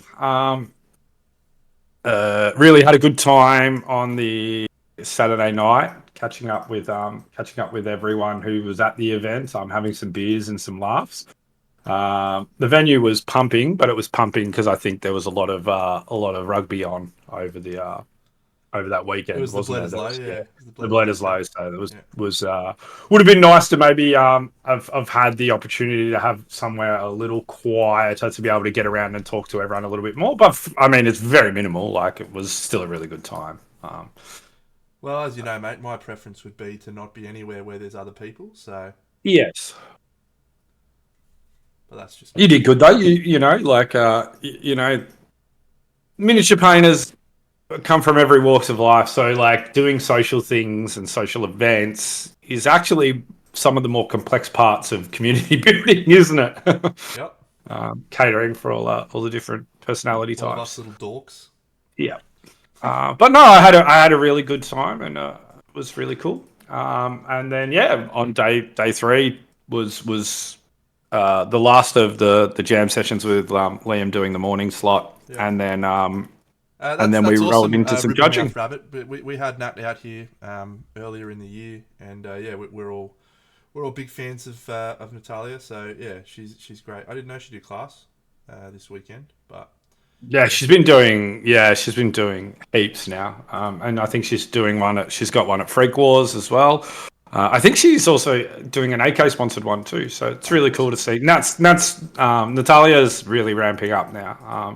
She's we kind love of her. got She's one herself of the in best painters rhythm. in the world. We got nothing but time for her. Absolutely. Um, Proceed. Sorry, Andrew, for no, it's interrupting. okay. That's totally okay. I mean, after like we can talk, we can round up. We can round up like the results together. But what about you up until this point? I mean, how did you find it?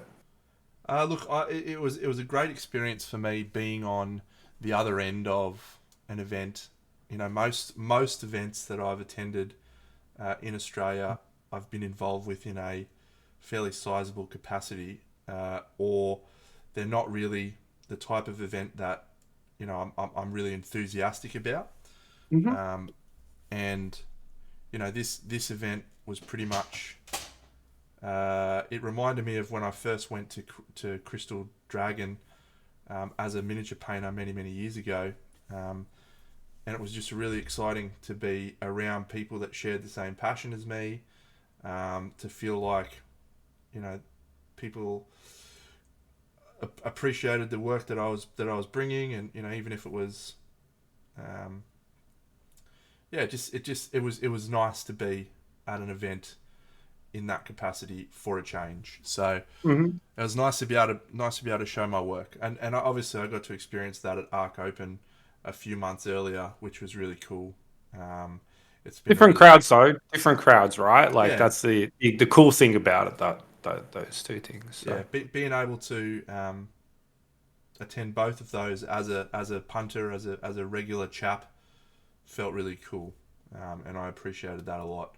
And watching Jared struggle at the presentation ceremony also made me appreciate uh, just how much work goes into an event like that, and uh, be really proud of what we've done with Crimson, and um, you know, I think you did a great job, Jared. Considering all things considered, I think that's what Trent's saying. Like all things considered, when you're the TO, especially lead TO, and you are doing 12, 13, 14 hour days, like when it's all said and done, the fact that you even have the energy to get up in front of people and actually present is something pretty awesome. So, um, I mean, I was blown away by the venue. The venue's just so yeah, cool it's for it's, it. it's incredible. I wish we all Yeah. had access to that sort of space. It felt very creative, didn't it? Like I just It felt did, yeah. inspired walking around there, and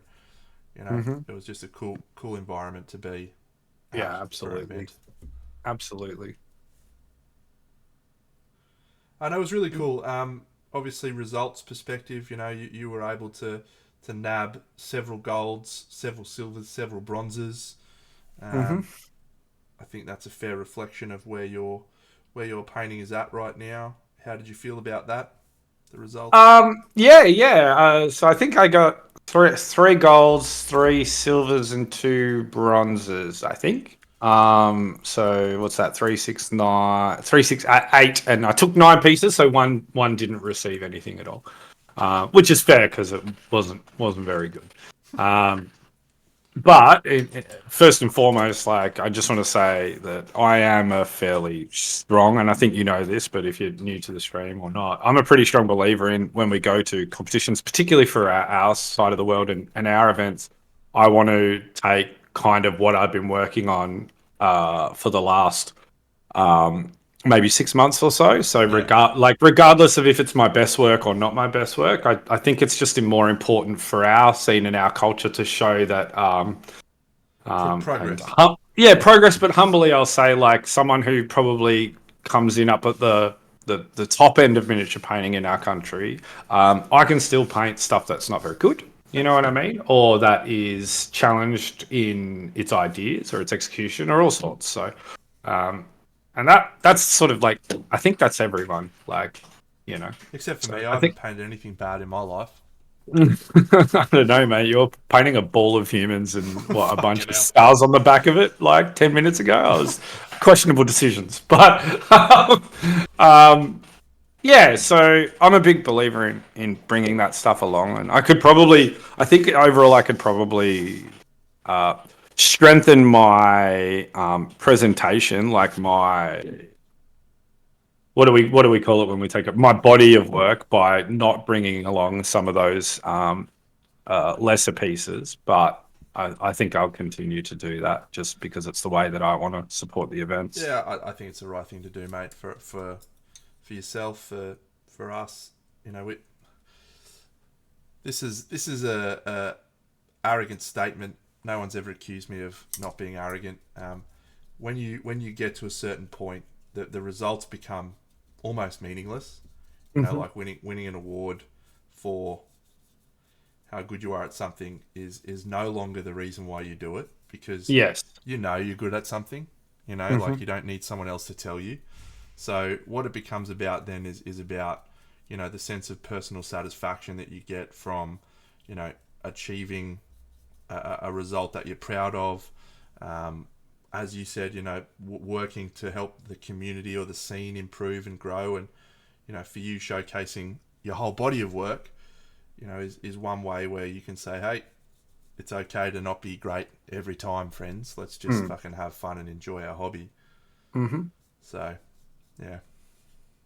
Yeah, I think something that I've been sort of interested in since I got back from the event is spending time with other painters, sort of in the feedback space and helping them along with projects. So I've been fortunate enough to do a little bit with Nat on her latest piece. We spent some time chatting about that, and it was awesome to see her finish that up. Late last week. In my personal opinion, um, certainly not because I had anything to do with it, but I just think this is one of her best pieces that she's painted to date, and I was just so stoked to see the results. And she, Eva, or yeah, yeah. Eva, yeah.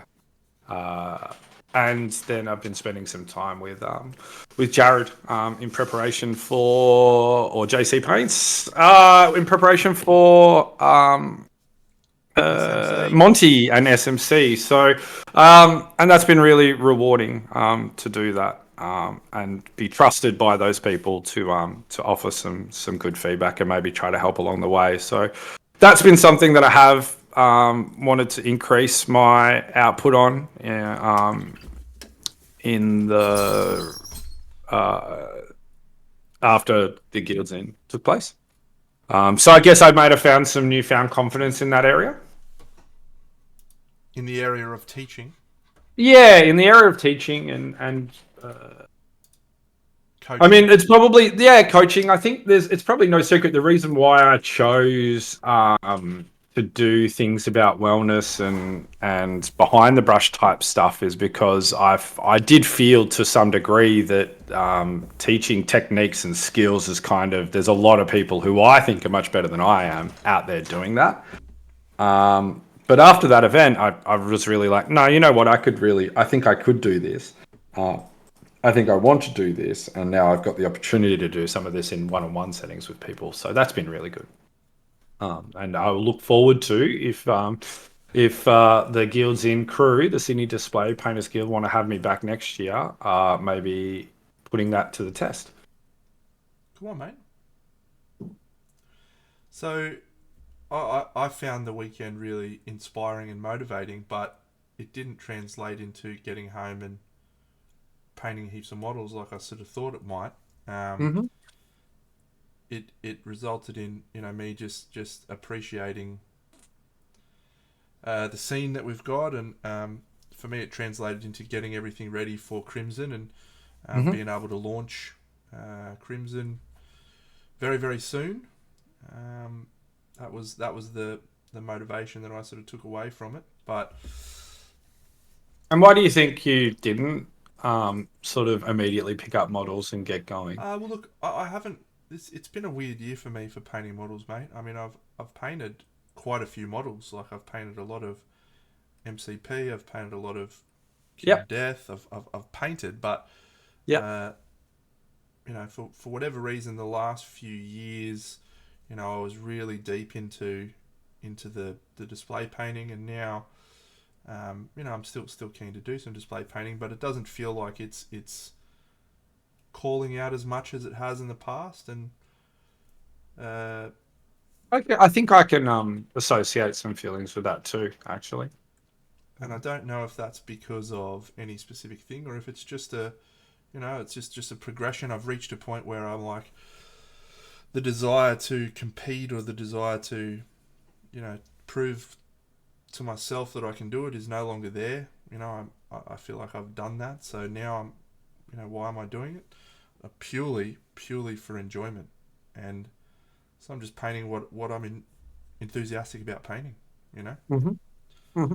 So, I actually think that this year has been a fairly funky year for not just yourself, but quite a few of us in the Australian painting scene, particularly in our group of friends. I know that much. Like the year before, we definitely all probably we painted dominated the more year before. display, Yeah. yeah, than this year. I think I've only painted maybe 10 or 11 display pieces this year. Um, But the same story, man. Like I've painted some Marvel stuff. I've painted some 40k stuff. Like I've painted 2 or 3 units for my Elder Army. Painted a small little World Eaters force. And obviously leading into what I'm quite interested in now. But we can talk about that later. So See, balancing Jack. it all has yeah, he's got his lesson with Tim. I've got to catch up with him after that actually. Leading into it's just been a choppy year. Like I don't know that anyone's like found really good rhythm particularly out of um, our crew of painters. Um, so I'm not sure if that's because we're sort of seeing both an influx of events, and that could be shaping the way that people are painting.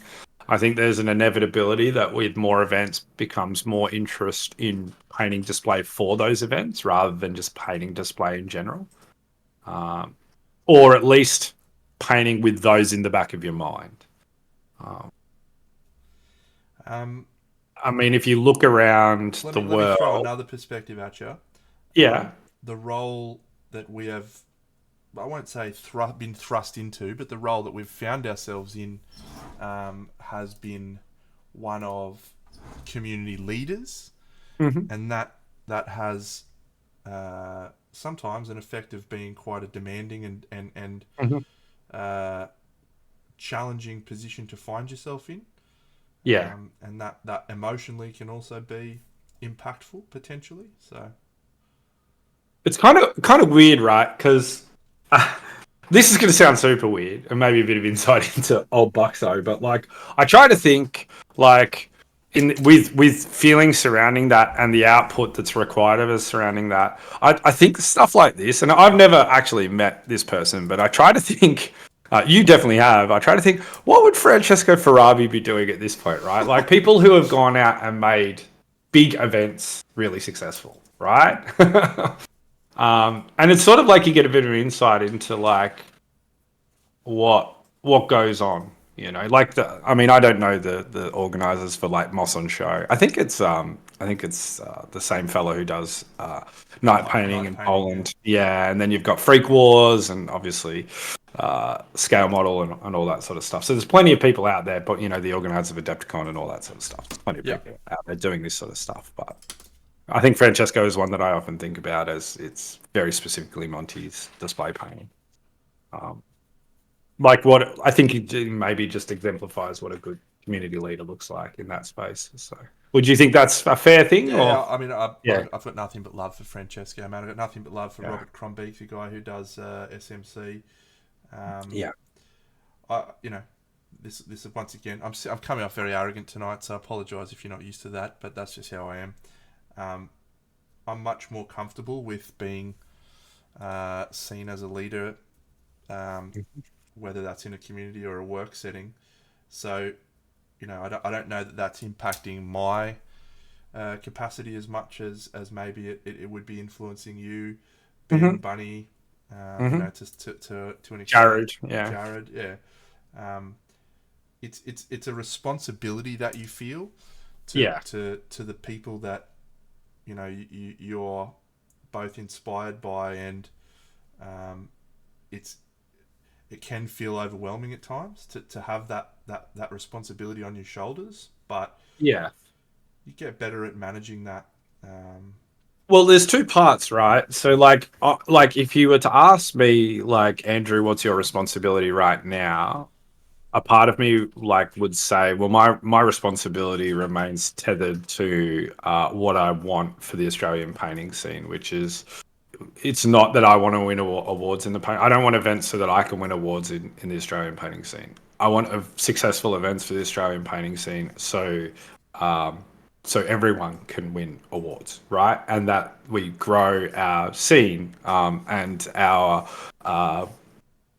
pool of top end painters and painters in general. Don't get me wrong, like painters from all parts of the journey, but particularly expanding the top end of painters because I don't want our events to be like, well, there's a 5 or 6 or 7 people that are going to do well. We know they're going to do well, and they're going to continue to do well. But the gap between that and the next wave is significant. I want that gap to be not significant at all. I in fact want to have no gap there where possible. So it feels like my responsibility is becoming, as I said, more tethered to that goal, right? So increasing participants,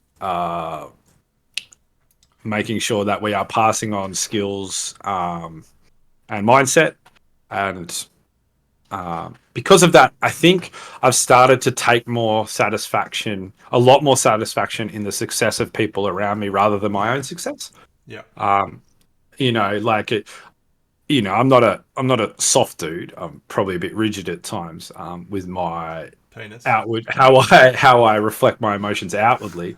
But that I was about as close to a sort of tear coming to my eye as I think I've had in miniature painting, seeing Storm be recognised for some of her achievements. It was along lines of seeing Jared do really well at Jared Arc at Open. Arc Open is what came to mind for Yeah. me there. That was a really satisfying feeling for me. And I've only been sort of tangentially involved in Jared's painting and development, but like to feel like I was a part of the success of him at that event made me feel really good, and that's where my success is coming from now. There's a really great saying that I like: those who can't do teach, and those who can't teach Jim. You ever heard that one? Yeah. But like you reach a certain point in mastery of a discipline with with like martial arts, where you don't get to progress until you start teaching others.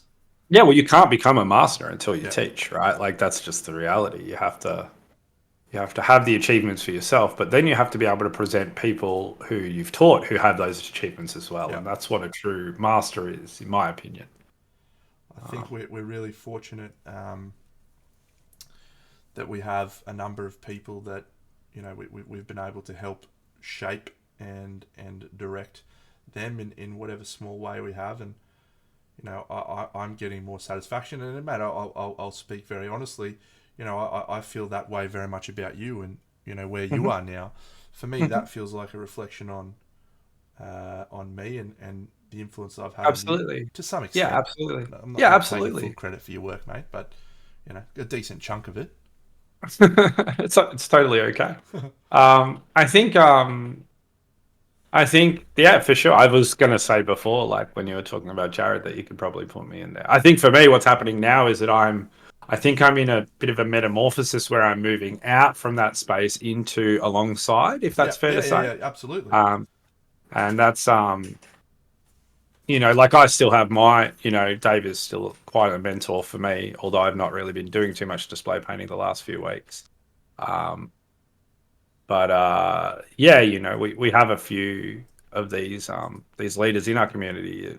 Before I, feel that I've sort of joined those ranks, I think yourself, Dave, and Sebastian in particular have been pretty solid leaders. I think Kyle coming back has been really positive for the community and great for him as well. And I think that's another person who has a lot to give. So I'm looking forward to having him at Crimson Brush as one of the judges, because I think he offers a pretty unique perspective, and I really appreciate that he is someone who wants to. Hey Wes, Andy's just posting pictures of all models he's painted over the last few years because he finally figured out a camera setup. Yeah, well, those ones, yeah. So those ones are, if you remember when we were doing MCP stuff on stream in December last year, Yeah. most of, like 16 or 17 of those are from that month there. So Good times. I definitely couldn't ride with Deno on painting 100 of them, but I thought 20 was a fair tribute, as I was still trying to get a few cheeky display pieces in there as well at that time. We've gone a bit off tangent here and turned it into a bit of a mutual masturbation session. But I think if we bring it back to, what is our goal right now? The answer to that is to make Crimson Brush the best event that it can be, and to build the Australian community and painting scene into the best that it can be. Yeah. And that's yeah. I like to give. I guess that's the mission statement, and then the meat and potatoes, behind it all is the things I was talking about before, with trying to broaden the pool of really great painters, create a big pipeline of new painters coming through, and then some of the methods in which we can do that. And I think teaching is one of those, and I'm really glad that we've done jam sessions, and I'm sure we will consider those more for the events that are upcoming as well. So that probably ties into what I really enjoyed coming out of Guilds. The personal results were great. I had my cut going a little differently on the way that I saw things, but that's always going to happen, particularly for both other people's stuff and my own. Like some of my own, I thought I would have had them in different orders. I think that our judges for the Guilds in definitely had a high emphasis on rewarding creativity. I think any and this is for anyone competing in the Australian scene, it's important to know your judges and know what your judges are going to be looking for. And if you ever have Sebastian as a judge, Sebastian will be looking, like, amongst all of the standard things, he has a high invested interest in creativity and trying new things in painting. So that's an important one to keep in mind. I don't think I took a particularly creative pool of miniatures with me this competition. I agree. I think I had one that sort of fit into that space, but the rest of my stuff was probably more in the technical landscape and probably in some more drab color palettes and motivations, subject matters. What did you think about the judging, mate? I as you and I have experienced on the other side of the judging, it's an unenviable task at times. You will always have people who have differing opinions. That's a good thing. It's one of the things that makes competition exciting. I thought they did a great job. I thought they were wrong with a number of things, and one of the ones I thought they were most wrong with was giving my gigantic diorama a gold. For me, that was a silver, maybe even a bronze. If you look at the technical painting, where did Athena place? Silver? She was silver or bronze? Yeah, cool. And my opinion on her is that she's easily the best thing I painted. If anything I brought was gold, I thought it would have been her. Yeah, I would have said that too. But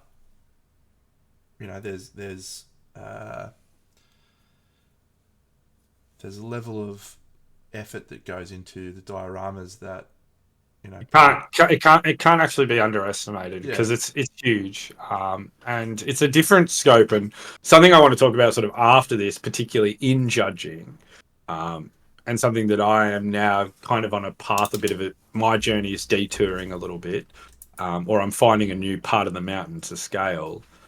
is in some of the interests that I've had adjacent to miniature painting recently, or still in miniature painting. Sorry, I should say adjacent to display painting. And I think so. I'll just go into it because it's a good time for it. But I've been obviously spending some time doing Gundams, been spending some time doing scale modeling stuff, and spending some time doing some more army and miniature painting stuff and Star Wars stuff for Star Wars Shadowplay.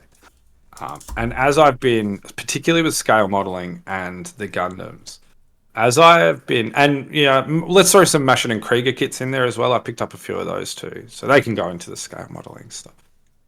Particularly with these sort of three interests, I'm discovering so much more craft and skill in these fields that I wouldn't have spent.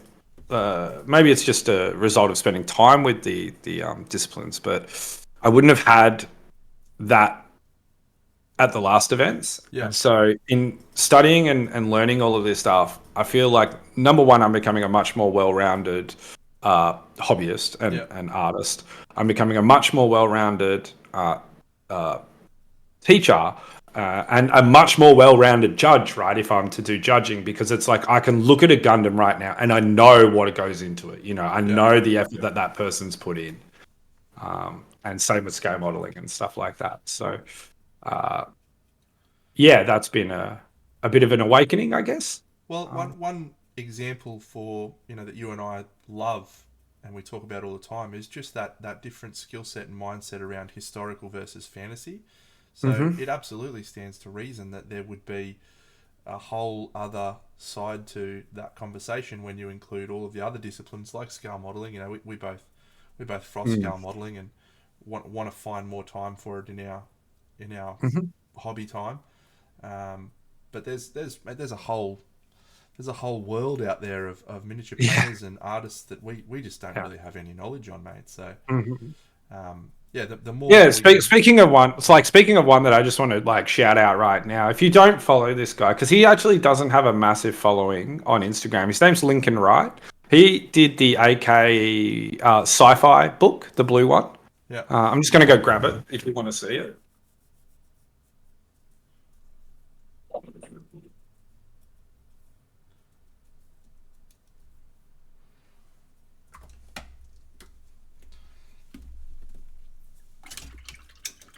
So I think he was lead contributor on this one. So this one here, he's Australian. For everyone at home, he's Australian, and he spent a lot of time in Japan. But is he from up here in Brisbane? Yeah, I think he might be. Yeah, I think he's is Hobby Co up in Brisbane? Hobby Rama. No, Hobby Co. I think it's maybe. Anyway, yeah, I think so. So he. In learning this stuff, and then I learned, hang on a minute, I've got these guys in the country that I'm in that I maybe not spent enough time finding, because I'd love to catch up with this guy and pick his brains and just talk about his journey. If you have this book, then you know the content that's in it, but some of the stuff in here is just insane. And the stuff is insane from a scale modeling perspective. So, yeah. Quick shout out there. If you don't have that book, I highly recommend it. I think it's one of the best books for technique. I know that Arnau's and Kirill's are fantastic for technique, but they are very specifically for, concept and lighting and all sorts of, non-metal metallic, all the traditional display painting stuff. Whereas this one here heavily delves into scale modeling techniques, particularly around weathering and aging things. And that's something that I've always had a really strong love of in the miniature painting scene. So I dig it. Yeah, cop that book if you don't have it. So a bit of a tangent there, a bit of a sideways shift, but in coming back from the Guilds Inn, and I think where it started actually was there's a fellow there at the Guilds Inn called another Jared, and he had a Mark kit, a Machin and Krieger kit there, and it just really, really spoke to me. I just really, really enjoyed it, and it kind of lit that fire in me. Man, I really am disappointed you didn't come to QMHE now, because Oh, it was so good, man. The photos were awesome. Like I was just walking around just going, man, every year I say this and every year I don't follow through, but I got to do some fucking tanks and shit, man. I got to do some old school like World War modeling because it's just fucking awesome. Some of the stuff that you Hmm. see there, and this will sound fucking arrogant, whatever. The stuff that was there wasn't even very good from a modeling perspective, Mm. but it was still awesome because There it was was definitely some good stuff there, that I there, saw in there the was some photos. good stuff. Yeah, I'm not all of it, Yeah. but even the stuff that was like not that great still really interested me to like to look at because it's like, wow, this is so cool. Like this is just it's so different to what we do. I love it. Hmm. Hmm. So I guess this sort of leans into another pitch while we're here.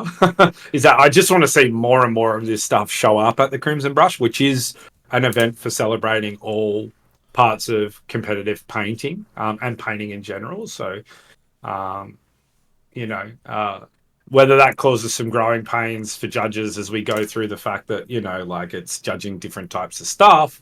I think that's a good thing. And maybe one day we'll be big enough that categories can exist for those particular things like historicals or scale modeling or, Hmm. Gundams and things. But like what it's really done for me is like light this fire that we we can support all of it. Yeah, Like we can really deliver events that look after all of these different disciplines.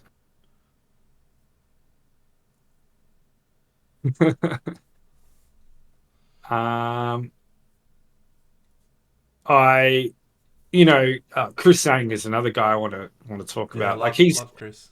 Chris is such a lovely guy, and he's always sort of really humble in the work that he brings. But a lot of Chris's work falls into the either the Martian and Krieger camps or the scale modeling robots sort of things, right? I think he's done some Gundams for Crystal And Dragon back in the every day. year, Chris brings Crystal little Brush, sorry. Gundams and stuff to fucking Yeah, Crimson, and I'm always just like, give that yeah. man a gold. It's incredible. I love Hmm. it. Like his stuff is just so cool. Yeah. So there is a few people that have been flying the flag for these, but I'd love to just see a whole lot more and maybe expect some of that stuff coming out of myself this year as well.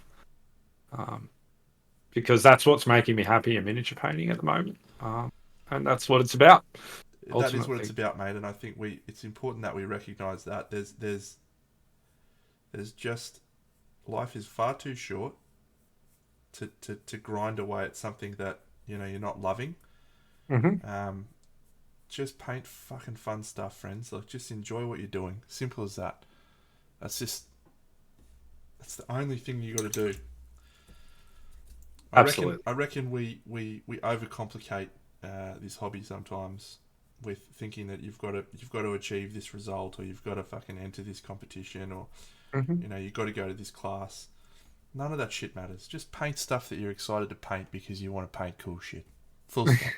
That's it. Well, I agree, and then I don't agree. I think it all matters, right? I think it all matters. I think the competitions matter. I think the doing it for fun matters. I think the doing it when you're tired and you don't want to do it, but still doing it matters.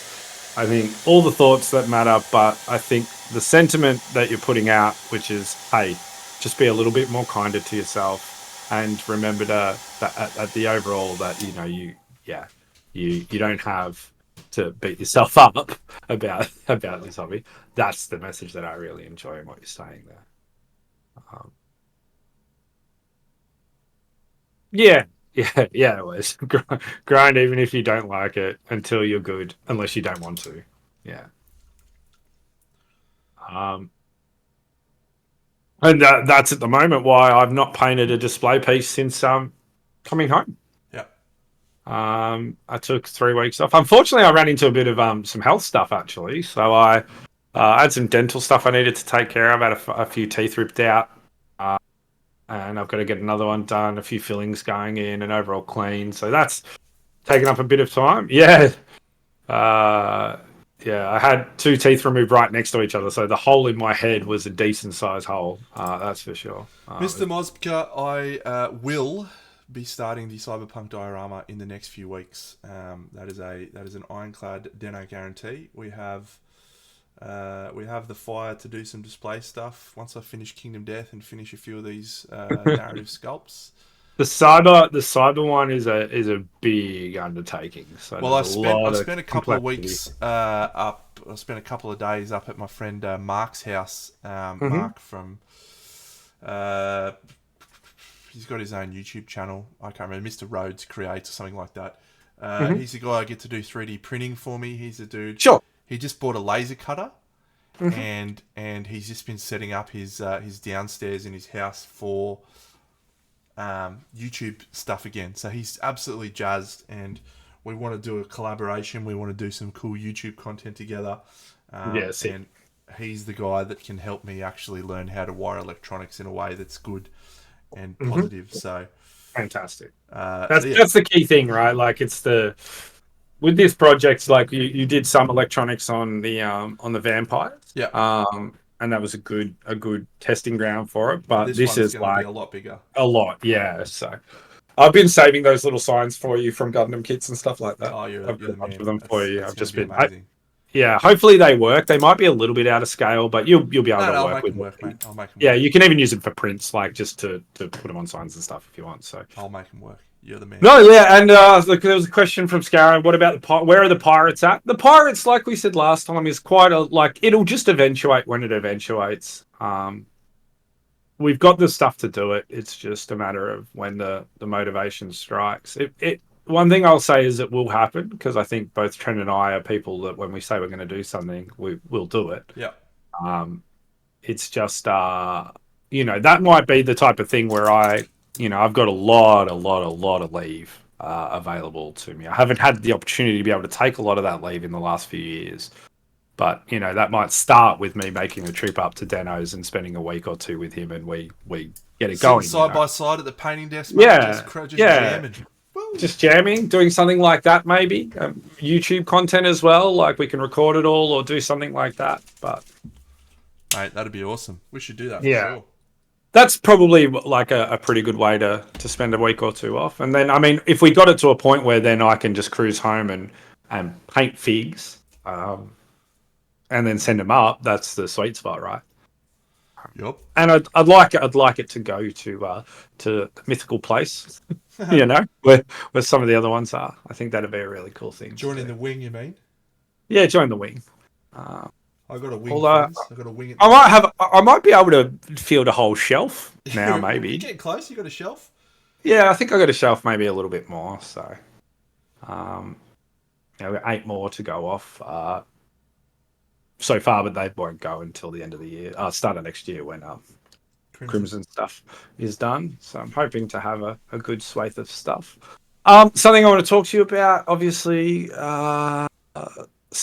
World Model Expo, and speaking of all of the stuff we've been talking about, World Model Expo and Monty 25 Yep. is the absolute lock for myself, Jared, Jim, and our partners, all making the journey. And Rhiannon, I'll put Rhiannon's name in there because Rhiannon is actually quite a big part of the miniature painting scene as well. So, whereas I think for Jared and myself's partners, they are much more supportive of us. But yeah, that's what I'm targeting for joining the international stage. And I think I mentioned that to you a couple of weeks back. Yep, you did. Have you had any more thoughts? Is it something you want to consider as well? Yeah. So I was talking to Emma about it just the other day. Said that's probably my next aim for an international trip is that event. Yeah. So yeah, that'll be cool. Awesome. And I think that with that in mind, like that's now there's a goalpost, and that's a pretty cool feeling, but also a pretty nervous feeling as well, because it's like, okay, that's the, for my own personal stuff, that's the, yeah, you've been through it before, so you want to show up with something good. You do. You got another kid coming, Wes. Congrats, buddy. Congratulations that your genitals are fully operational. Well done. Yeah, that's awesome, Wes. But also, number two, bravely, yeah, you braver man than I. One was more than enough for me. Yeah, that's a shame that you can't make it though, Wes. It would have been cool to have you along as well. Can I just say, like, isn't it funny having kids, right? What we're actually saying when someone says congratulations on fully pregnant, what you're actually saying is congratulations on cream pieing your missus. Like, well done, champion. Fucking hell. Well, I mean, Isn't that what if you're you're saying, talking though? about, well, I think that's from your perspective, Trent. What you're saying is, congratulations. I now know that you can get the job done, Yeah. and that increases my value in you. Congrats on the cream pie, chub. Congrats on the finish. I'm glad it wasn't a photo finish, you know. And if you think about that for a little bit, that should make you chuckle. I've rolled you, haven't I? Yeah. So the other one though, like speaking of which, of coming out of the event, I did my knee as well, mate. So Did you really? Yeah. Do you want to know how? Was it walking? Trying to walk. Yeah. Yeah. Welcome to old age, mate. Yeah, finally Party Monday's officially started. Yeah, what's the time? It's past 9:30 yet? No, 30, Very close. 22 more minutes before this place gets filthy. Yeah. That's called Party Monday after party. Party Monday after dark, mate. That's what that is. After dark, yeah. Where all things filthy and disgust, including the meanings of PRM, if you would like. Oh yeah, if you want to know what PRM actually stands for, stick around for Party Monday Around, after dark. my wife will be joining us, and she's got some methods, so. No. So yeah, like, you know, it's enough of me talking about myself and my own stuff, but all I'll say, mate, is age. It doesn't. You don't really notice it, and then one day you're like, oh fuck, I am actually old, and this is now really noticeable. yeah, I mean, when you're having audible pops come out of your knee and grinding sounds, and then another pop, like I'm so thankful for the second pop, because I think, talking to Bear, who comes along to the streams as well, who does this sort of stuff for a living, likes to pop people's joints and squeeze people's heads. He was awesome and just saying, look, if you heard the second pop, that probably means whatever popped out popped back in. But yeah, it's been a bit rough, and the reason why I'm talking about this with our painting stuff is because, funnily enough, I couldn't actually sit the way that I like to sit when I paint, and so it was really bumming me out, and I just, you know, it was annoying me. So that sort of was where I stopped painting for a little bit. I reckon 5 years ago I could paint for fucking 8 hours in a day and just not have a problem, and I can only do 2-3 hour stints now. Not like, I'm probably carrying a little bit more weight than I'd like, but it's more just the physical, like the physicality of it, and that's a demoralizing but also sobering feeling to know, you know what, you don't have forever, so make it count while you can. Give you one of the letters, Scara. Well, for what you've asked, I could just say one of the letters you get is P from PRM. Yeah. But if you want to know the meaning of one of those letters, we can do R, and we'll go with rectile. There you go. My R was ruining. Ruining, yeah. That was my Radicalized. Yeah, it does, mate. It does, and like that's like the other side of things is, and I'm sure if you haven't figured this out, or I don't know you, for those who do, I have ADHD and a pretty decent dose of it. You know, they tipped that down my throat when I was just a wee boy, and what I'm noticing right now, Deno, which is super weird, is that I'm finding it hard to concentrate at times, which I've not had a problem with miniature painting in the last 3 or 4 years, but sitting down and doing stuff is has been a bit annoying lately. I don't think it'll last. I think it's just a little phase, but I think it might have something to do with the burnout and stuff. But Yeah, Yeah. it may last, mate, but yeah, if it does, it does. You know. yeah. So yeah, that's been something else to juggle and deal with the last few weeks. So Well, look, mate, you and I will be able to go back to some fun experiences with the judging of the Kingdom Death. yeah, we're still doing that. That's still happening. It is, yeah, yep. So the Gambler's I'm really Chest, excited for the that. Gambler's Chest expansion is starting to land pretty much everywhere now. Everyone's in the final stages of receiving it, and so that's been what we've been waiting on. Now that's Yeah, I have been landed. popping my head in the Lanterns Reign Discord just to see every now and again if there's some more information popping up here or there. The premise for this event is that it'll be a narrative sculpt from the Gambler's expansion, and there's quite a few of those. And we have to paint one as well, right? That's right, yeah. So I have signed us up for our own part of the competition, which is us having to paint a narrative sculpt that everyone that we ruthlessly crush can ruthlessly crush us in return. Seems only I'm fair. looking forward to it. Seems fair. Like they can rip us. Whether or not I accept it or not, that's another thing. Yeah. I say good luck to anyone trying to rip me, mate. Good luck. Yeah. I'll fly to your fucking house and bash you. I wouldn't do that. Shake you down. Did we use the word reptile? That is a word I do like to use regularly, Scarra, but that one did not fall in the PRMs. They were a bit more. They were a little bit more scandalous than that. Wildly inappropriate for the most part. But yeah, I guess you mentioned this before. One thing that in not painting, I've still been adjacent to painting. I've been doing a lot of base building and things like that, and photos, learning how to take photos. So it's a good skill to have, mate. Yep, it really is. It goes a long, long way. I tell you that. I say this to many people. Photos really important, given that most people will view our stuff in that format more than anything else. But we don't often spend a lot of time making it a priority. So no. Which is something that I've enjoyed doing in the last couple of weeks, and want to keep improving on. Because I think it's like a pretty incredible skill to have.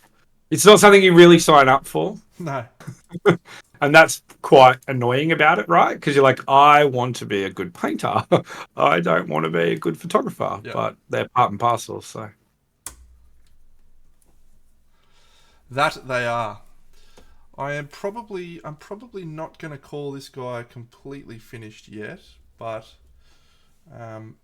we're certainly in the home stretch. Yeah, it's a freaky one, this one. I mean, I've looked at the Gambler's Chest stuff a few times, especially since you mentioned what we're doing for it. So, as always, Kingdom Death has got some real funky stuff going on.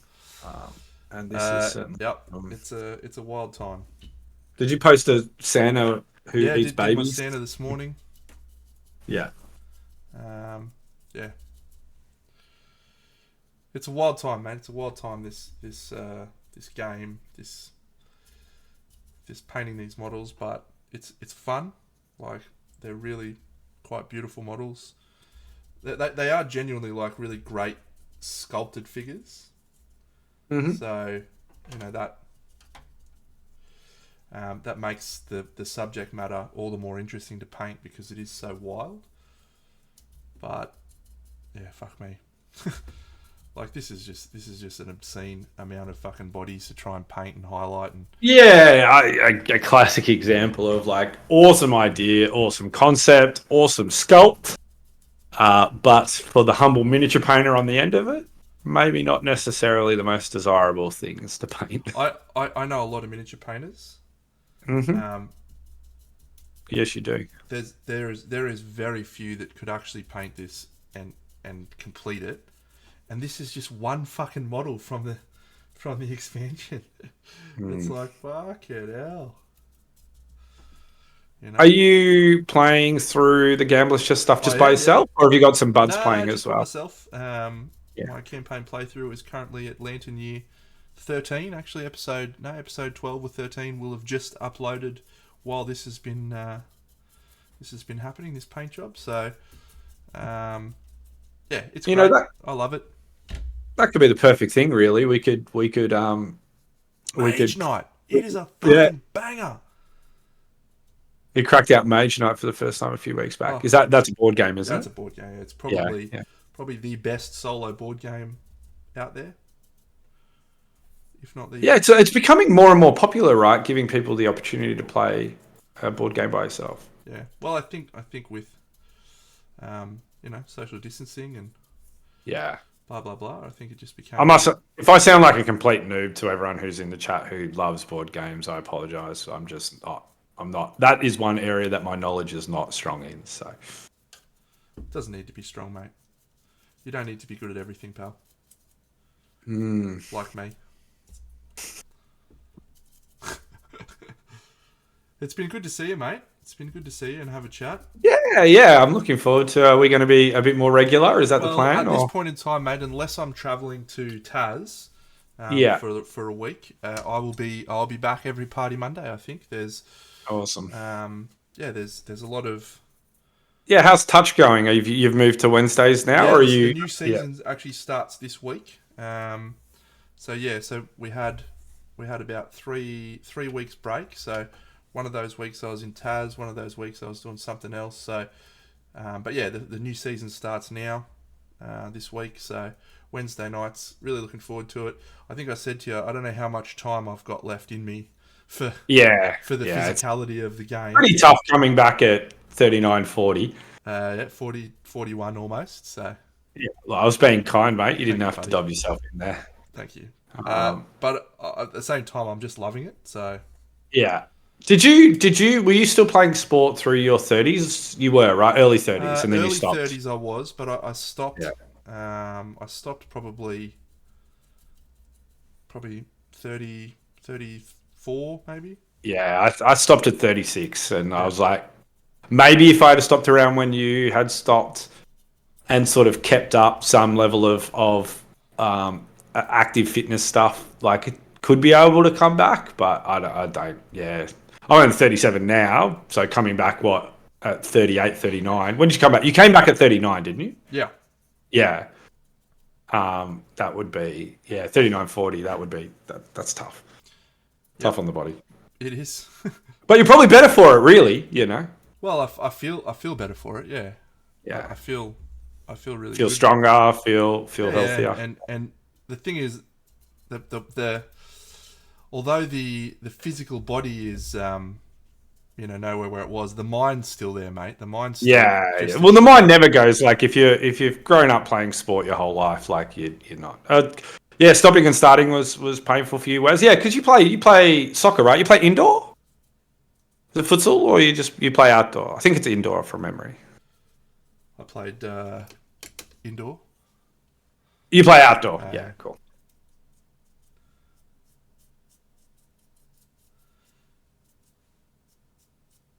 Yeah, it's a wild ride. A lot of sport, but mate, age is going to catch up to all of us. Let's at least make sure we give it our best.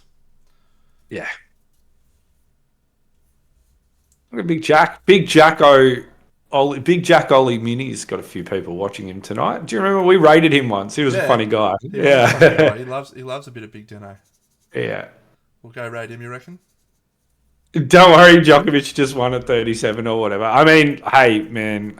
We should rate him when we're ready to call it. Yeah, mate, but Tom Brady won a Super Bowl at 40, didn't he? Yeah. So, and LeBron James just might win a championship before 40 or close to 40. So, there's some freaks out there. I want to caveat this with not LeBron James and not Tom Brady or Roger Federer or Djokovic or whatever. So, I'm a lot so closer than you are, but even I'm struggling with oh, those guys, please, mate. please. No, but hey, you know what I've been loving? Let's talk about it. I've been loving me some Shatterpoint. I've been loving me some Star Wars. Yeah, I know you have, mate. I Me am too. deep in the sauce, and you can thank one Ben Layton for this. Is it? Is it Ahsoka? Is it Well, Shatterpoint? Is it it's everything, mate. everything? In the last 3 weeks, I've watched all of Andor, Ahsoka. Now I've tell me, watched did you? all of Hey, Bunny. I don't know what. Stop giving money, you lunatic. Did Andor come on strong towards the end? Yeah. Andor's an interesting one, right? Because it's a really interesting story, but it's slow. It's incredibly slow. Slow burn. And they're kind of doing 2 stories in it, right? Like Yeah. it's weird that they kind of do a story up until episode 6, and then from 6 to the final episode is the aftermath of what happened in the first 6 episodes. So, yeah, Andor, I think has one of the best written characters for Star Wars, maybe ever. Who's I that? think Luthen is an incredibly well written character, and I think Stellan Skarsgård just like what does that guy not do good Yeah, he's these awesome. days? He's He awesome. just belts it out of the park. Bunny Dennison, yeah, you did a good job of convincing him that Prince your dad.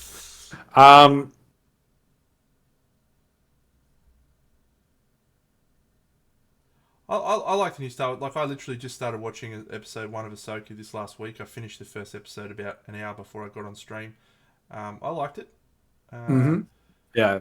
I thought Obi-Wan was good. You know, there's some good content out there for Star Wars. But You've not started Ahsoka yet, have you? yeah, I've watched the You first have? episode. Yeah, first episode. Okay. Yeah. So I mean, the latest episode, the episode 4, is an incredible episode. So, Yeah, cool. um, Andor was good. You know, like Andor made me watch Obi-Wan because I enjoyed Mhm. Andor so much, and Benny and Top and everyone was saying, yeah, you should watch Andor. It's really good. And then I finally got around to watching. And I was like, yeah, that is good. mm, mm. Good work. Yeah, yeah. So it's been a wild ride for the last couple of weeks. It's just been everything Star Wars. So I feel like I put down the Bad Batch after the first 6 episodes. I didn't really do it for me, and then I came back and gave it another go and actually enjoyed it, as so much of the time you do, or I do at least. So that's been good. You've been to my home. I have a lot of Star Wars collectibles and things. So I'm sort of re-engaging with that sort of stuff too. But yeah, as always. I think for miniature painters, if you have a passion or a love for something, or something's really flared your interests, if you can also engage with it in your miniature painting, then you can kind of really push your interest further than most other people can who don't do miniature painting. And so I've absolutely frothed painting Star Wars Shatterpoint. And I know that eventually you'll do some. I know will. that now. I will, for You sure. will. So it's probably good that I get a nice head start, because you'll probably paint the whole range in 5 weeks. Yeah. Let's say I've definitely acquired a large amount of Shatterpoint in the last couple of weeks. And yeah, finished my first 3 ones end of last week. Actually, I put some photos in our Discord. Did you see those? I did. Just on Ribbon Mouth Rabbits. Fucking, I'm with you there, mate. I would love to paint a Jinx bus. I was sending these guys pictures of 3D prints of Jinx, where I was like, I need to paint this. Jinx is the fucking best. Get in. You know, like, I haven't got around to it, but I will. Unless I die, right? That's the thing that's going to stop me from painting these models, mate. Is my inevitable death. Yeah, that's it, right? That's the only thing. Yeah. There's a few good arcane sculpts going around. Tal did a really cool one. He did I think Tal, yeah, he did what's his name? What's the Silco. Silco? Yeah, he did Silco. Did a good one of those. Season 2 will be out next year for Arcane, so that's good. That's a Next good one year? to queue up. Yeah, it's next year, I think. Oh. Yeah, because we had it last year, right? Arcane came out last year, or was it the year before? Well, don't forget the first one is like 7 years of production. So Yeah, but they told us when the next one would be. So Watch One Piece. Which one? Live action? I'm not watching 1,050 episodes or whatever it is of the other. I cannot make that commitment. Like I've got mates outside of yourself, Storm, that are like they're fully up to date and they've been watching it for our entire friendship, you know, like 15, 16, 17 years. It's a no from me. Yeah, cartoons are not your big one. It took me fucking ages to watch Arcane, so It did, and it was only the art style that got you there it was, too, yeah, right? the art style Like, was the only thing that got me. So, having said that, I'll watch the shit out of Archer. So, yeah, but that's because you're trying your best to be a living embodiment of Sterling Archer. Absolutely, you're doing everything in your full power to be Sterling Archer. Classic rando.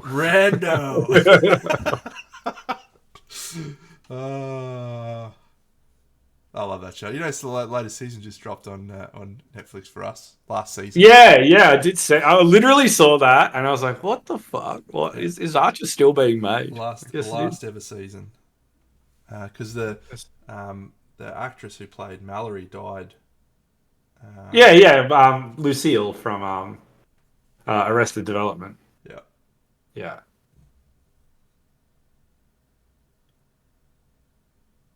Speaking of different disciplines, I've been following this guy on Insta now who does Dragon Ball Z stuff. Yeah. So good at it. Like that's a whole thing as well. Yep. Mate, we live in an amazing time where we have access to so much cool shit, right? Like about our hobby, about stuff that we love. Let's just embrace it. Let's just be okay with loving cool shit that comes up, eh? Love it all. Love it all, mate. Just enjoy it. Genuinely love it all. All right, I'm going to put this guy down. I'm not sure if I'm finished or if I'm just going to come back and do a little bit more tomorrow, or if I'm finished. But I feel like we're close. Unfortunately, you can't really. Trying to get the exposure right on this guy is an absolute disaster. But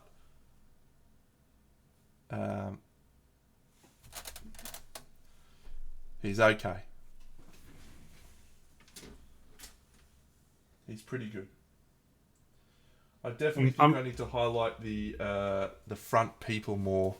I think these just need to go a tiny You bit. need to pop them a little more. Just a tiny little bit. Just this front little light, like it's the light spot. Yeah. But do you know what could work on this? And maybe this is because I've been looking at these Dragon Ball Z guys a lot and stuff. A magenta glow, a soft magenta glow coming from the inside of the world, just on the front, could work really well. Could work. Because it's going to tie in with all of the skin tones as well. And if you just ran it in there as a wash, like in between all the crevices, or like a build up, it'd probably work really well. Just going to fucking put a big blob of fucking glue in here. Yeah, lock it in. You fuck.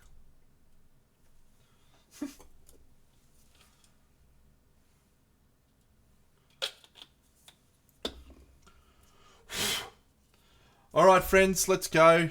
You're all wonderful people. Thanks for joining me, Buxo.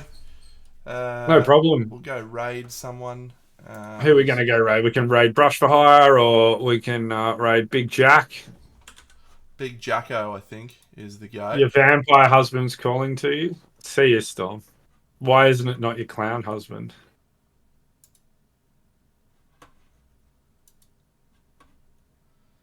Big Jack O, Little Minis. Let's go. The big dog. Friends, you're all wonderful. See you again Sunday morning. See you all again for Party Monday. Thanks, Bucks. Lovely to spend some time, pal. Yeah, absolutely. And also, just a quick one. 300 points, mate, to 100k. So that's one more stream. And Looking then forward to cancelling your subscription very It's already cancelled, mate. It's already cancelled. Once you took me off air for 5 months, I had to get back at you some way. I was like, I'm not paying this joker anymore. See you all, friends. Goodbye. See ya.